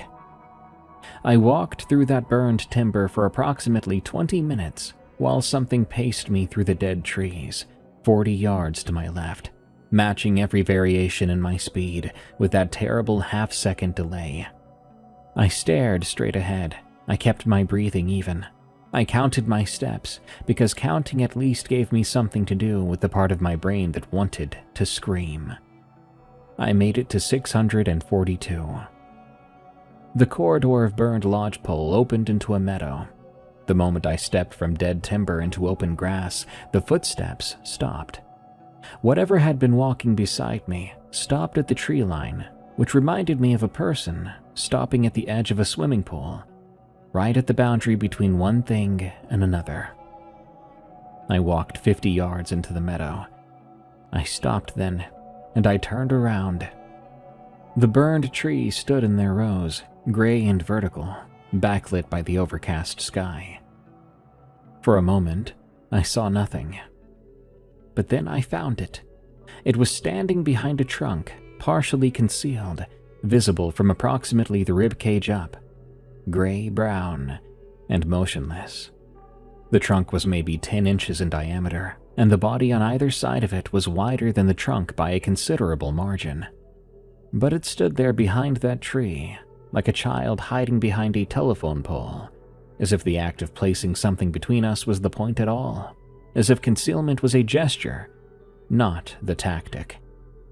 The head was above the fracture point where the trunk had snapped off, a horizontal break in the dead wood that I returned to measure 3 weeks later. The break was at 8 feet and 2 inches. The top of the skull cleared it. I could not make out features at that distance. What I could see was the color, gray-brown like dead wood and winter grass, and the shape, which was broader in the shoulders than anything I've seen in 40 years of fieldwork. And the eyes. I told you earlier that I've looked into the eyes of grizzlies and mountain lions, but I was not prepared for this. The eyes of a predator contain something recognizable.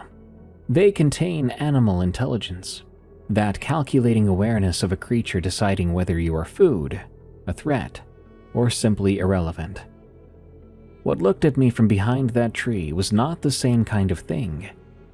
The eyes caught the daylight and reflected it back in a flat, pale wash, the color of dirty ice, and behind that reflection there was something I could not read at all. I do not mean it was hostile or curious. I mean I could not tell what it was, and the impossibility of reading those eyes was the worst thing I'd ever felt. I looked at it, and it looked at me. I would like to say this lasted 2 minutes. It would make the encounter more credible, but I simply don't know. Time does strange things when you're standing in an open meadow while something that should not exist studies you from behind a dead tree. It stepped to its right, behind the trunk, and it was gone. Again, these were branchless lodgepole pines, with clear sightlines for hundreds of yards. There was nowhere to go behind the tree that I should not have been able to see. It stepped behind 10 inches of dead wood, and it was gone somehow, like the tree was a door, and it had stepped through it into somewhere else. I walked the remaining 4 miles to the trailhead as fast as I could, checking behind me every 30 seconds. I made it to my truck and locked the doors. I drove home, went inside, and kissed my wife hard.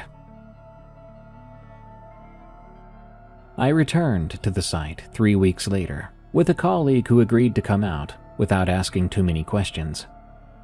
We found nothing.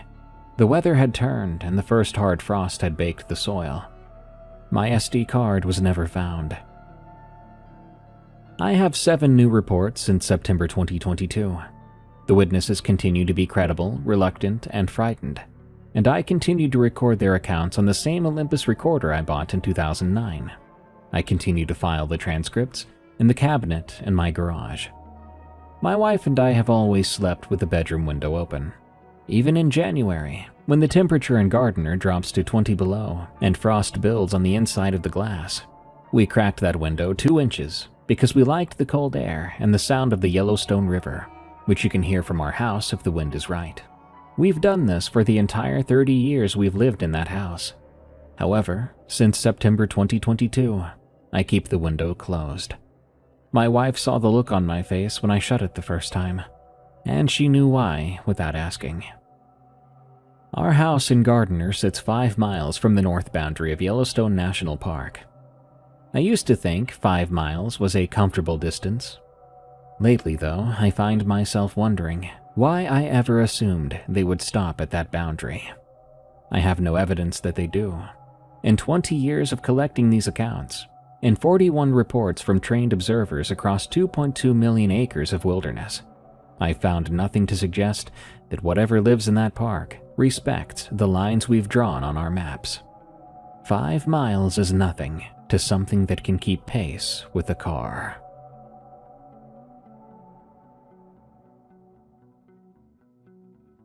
Werewolves are so scary, they don't even have to be actively tearing chunks out of your body to be intimidating.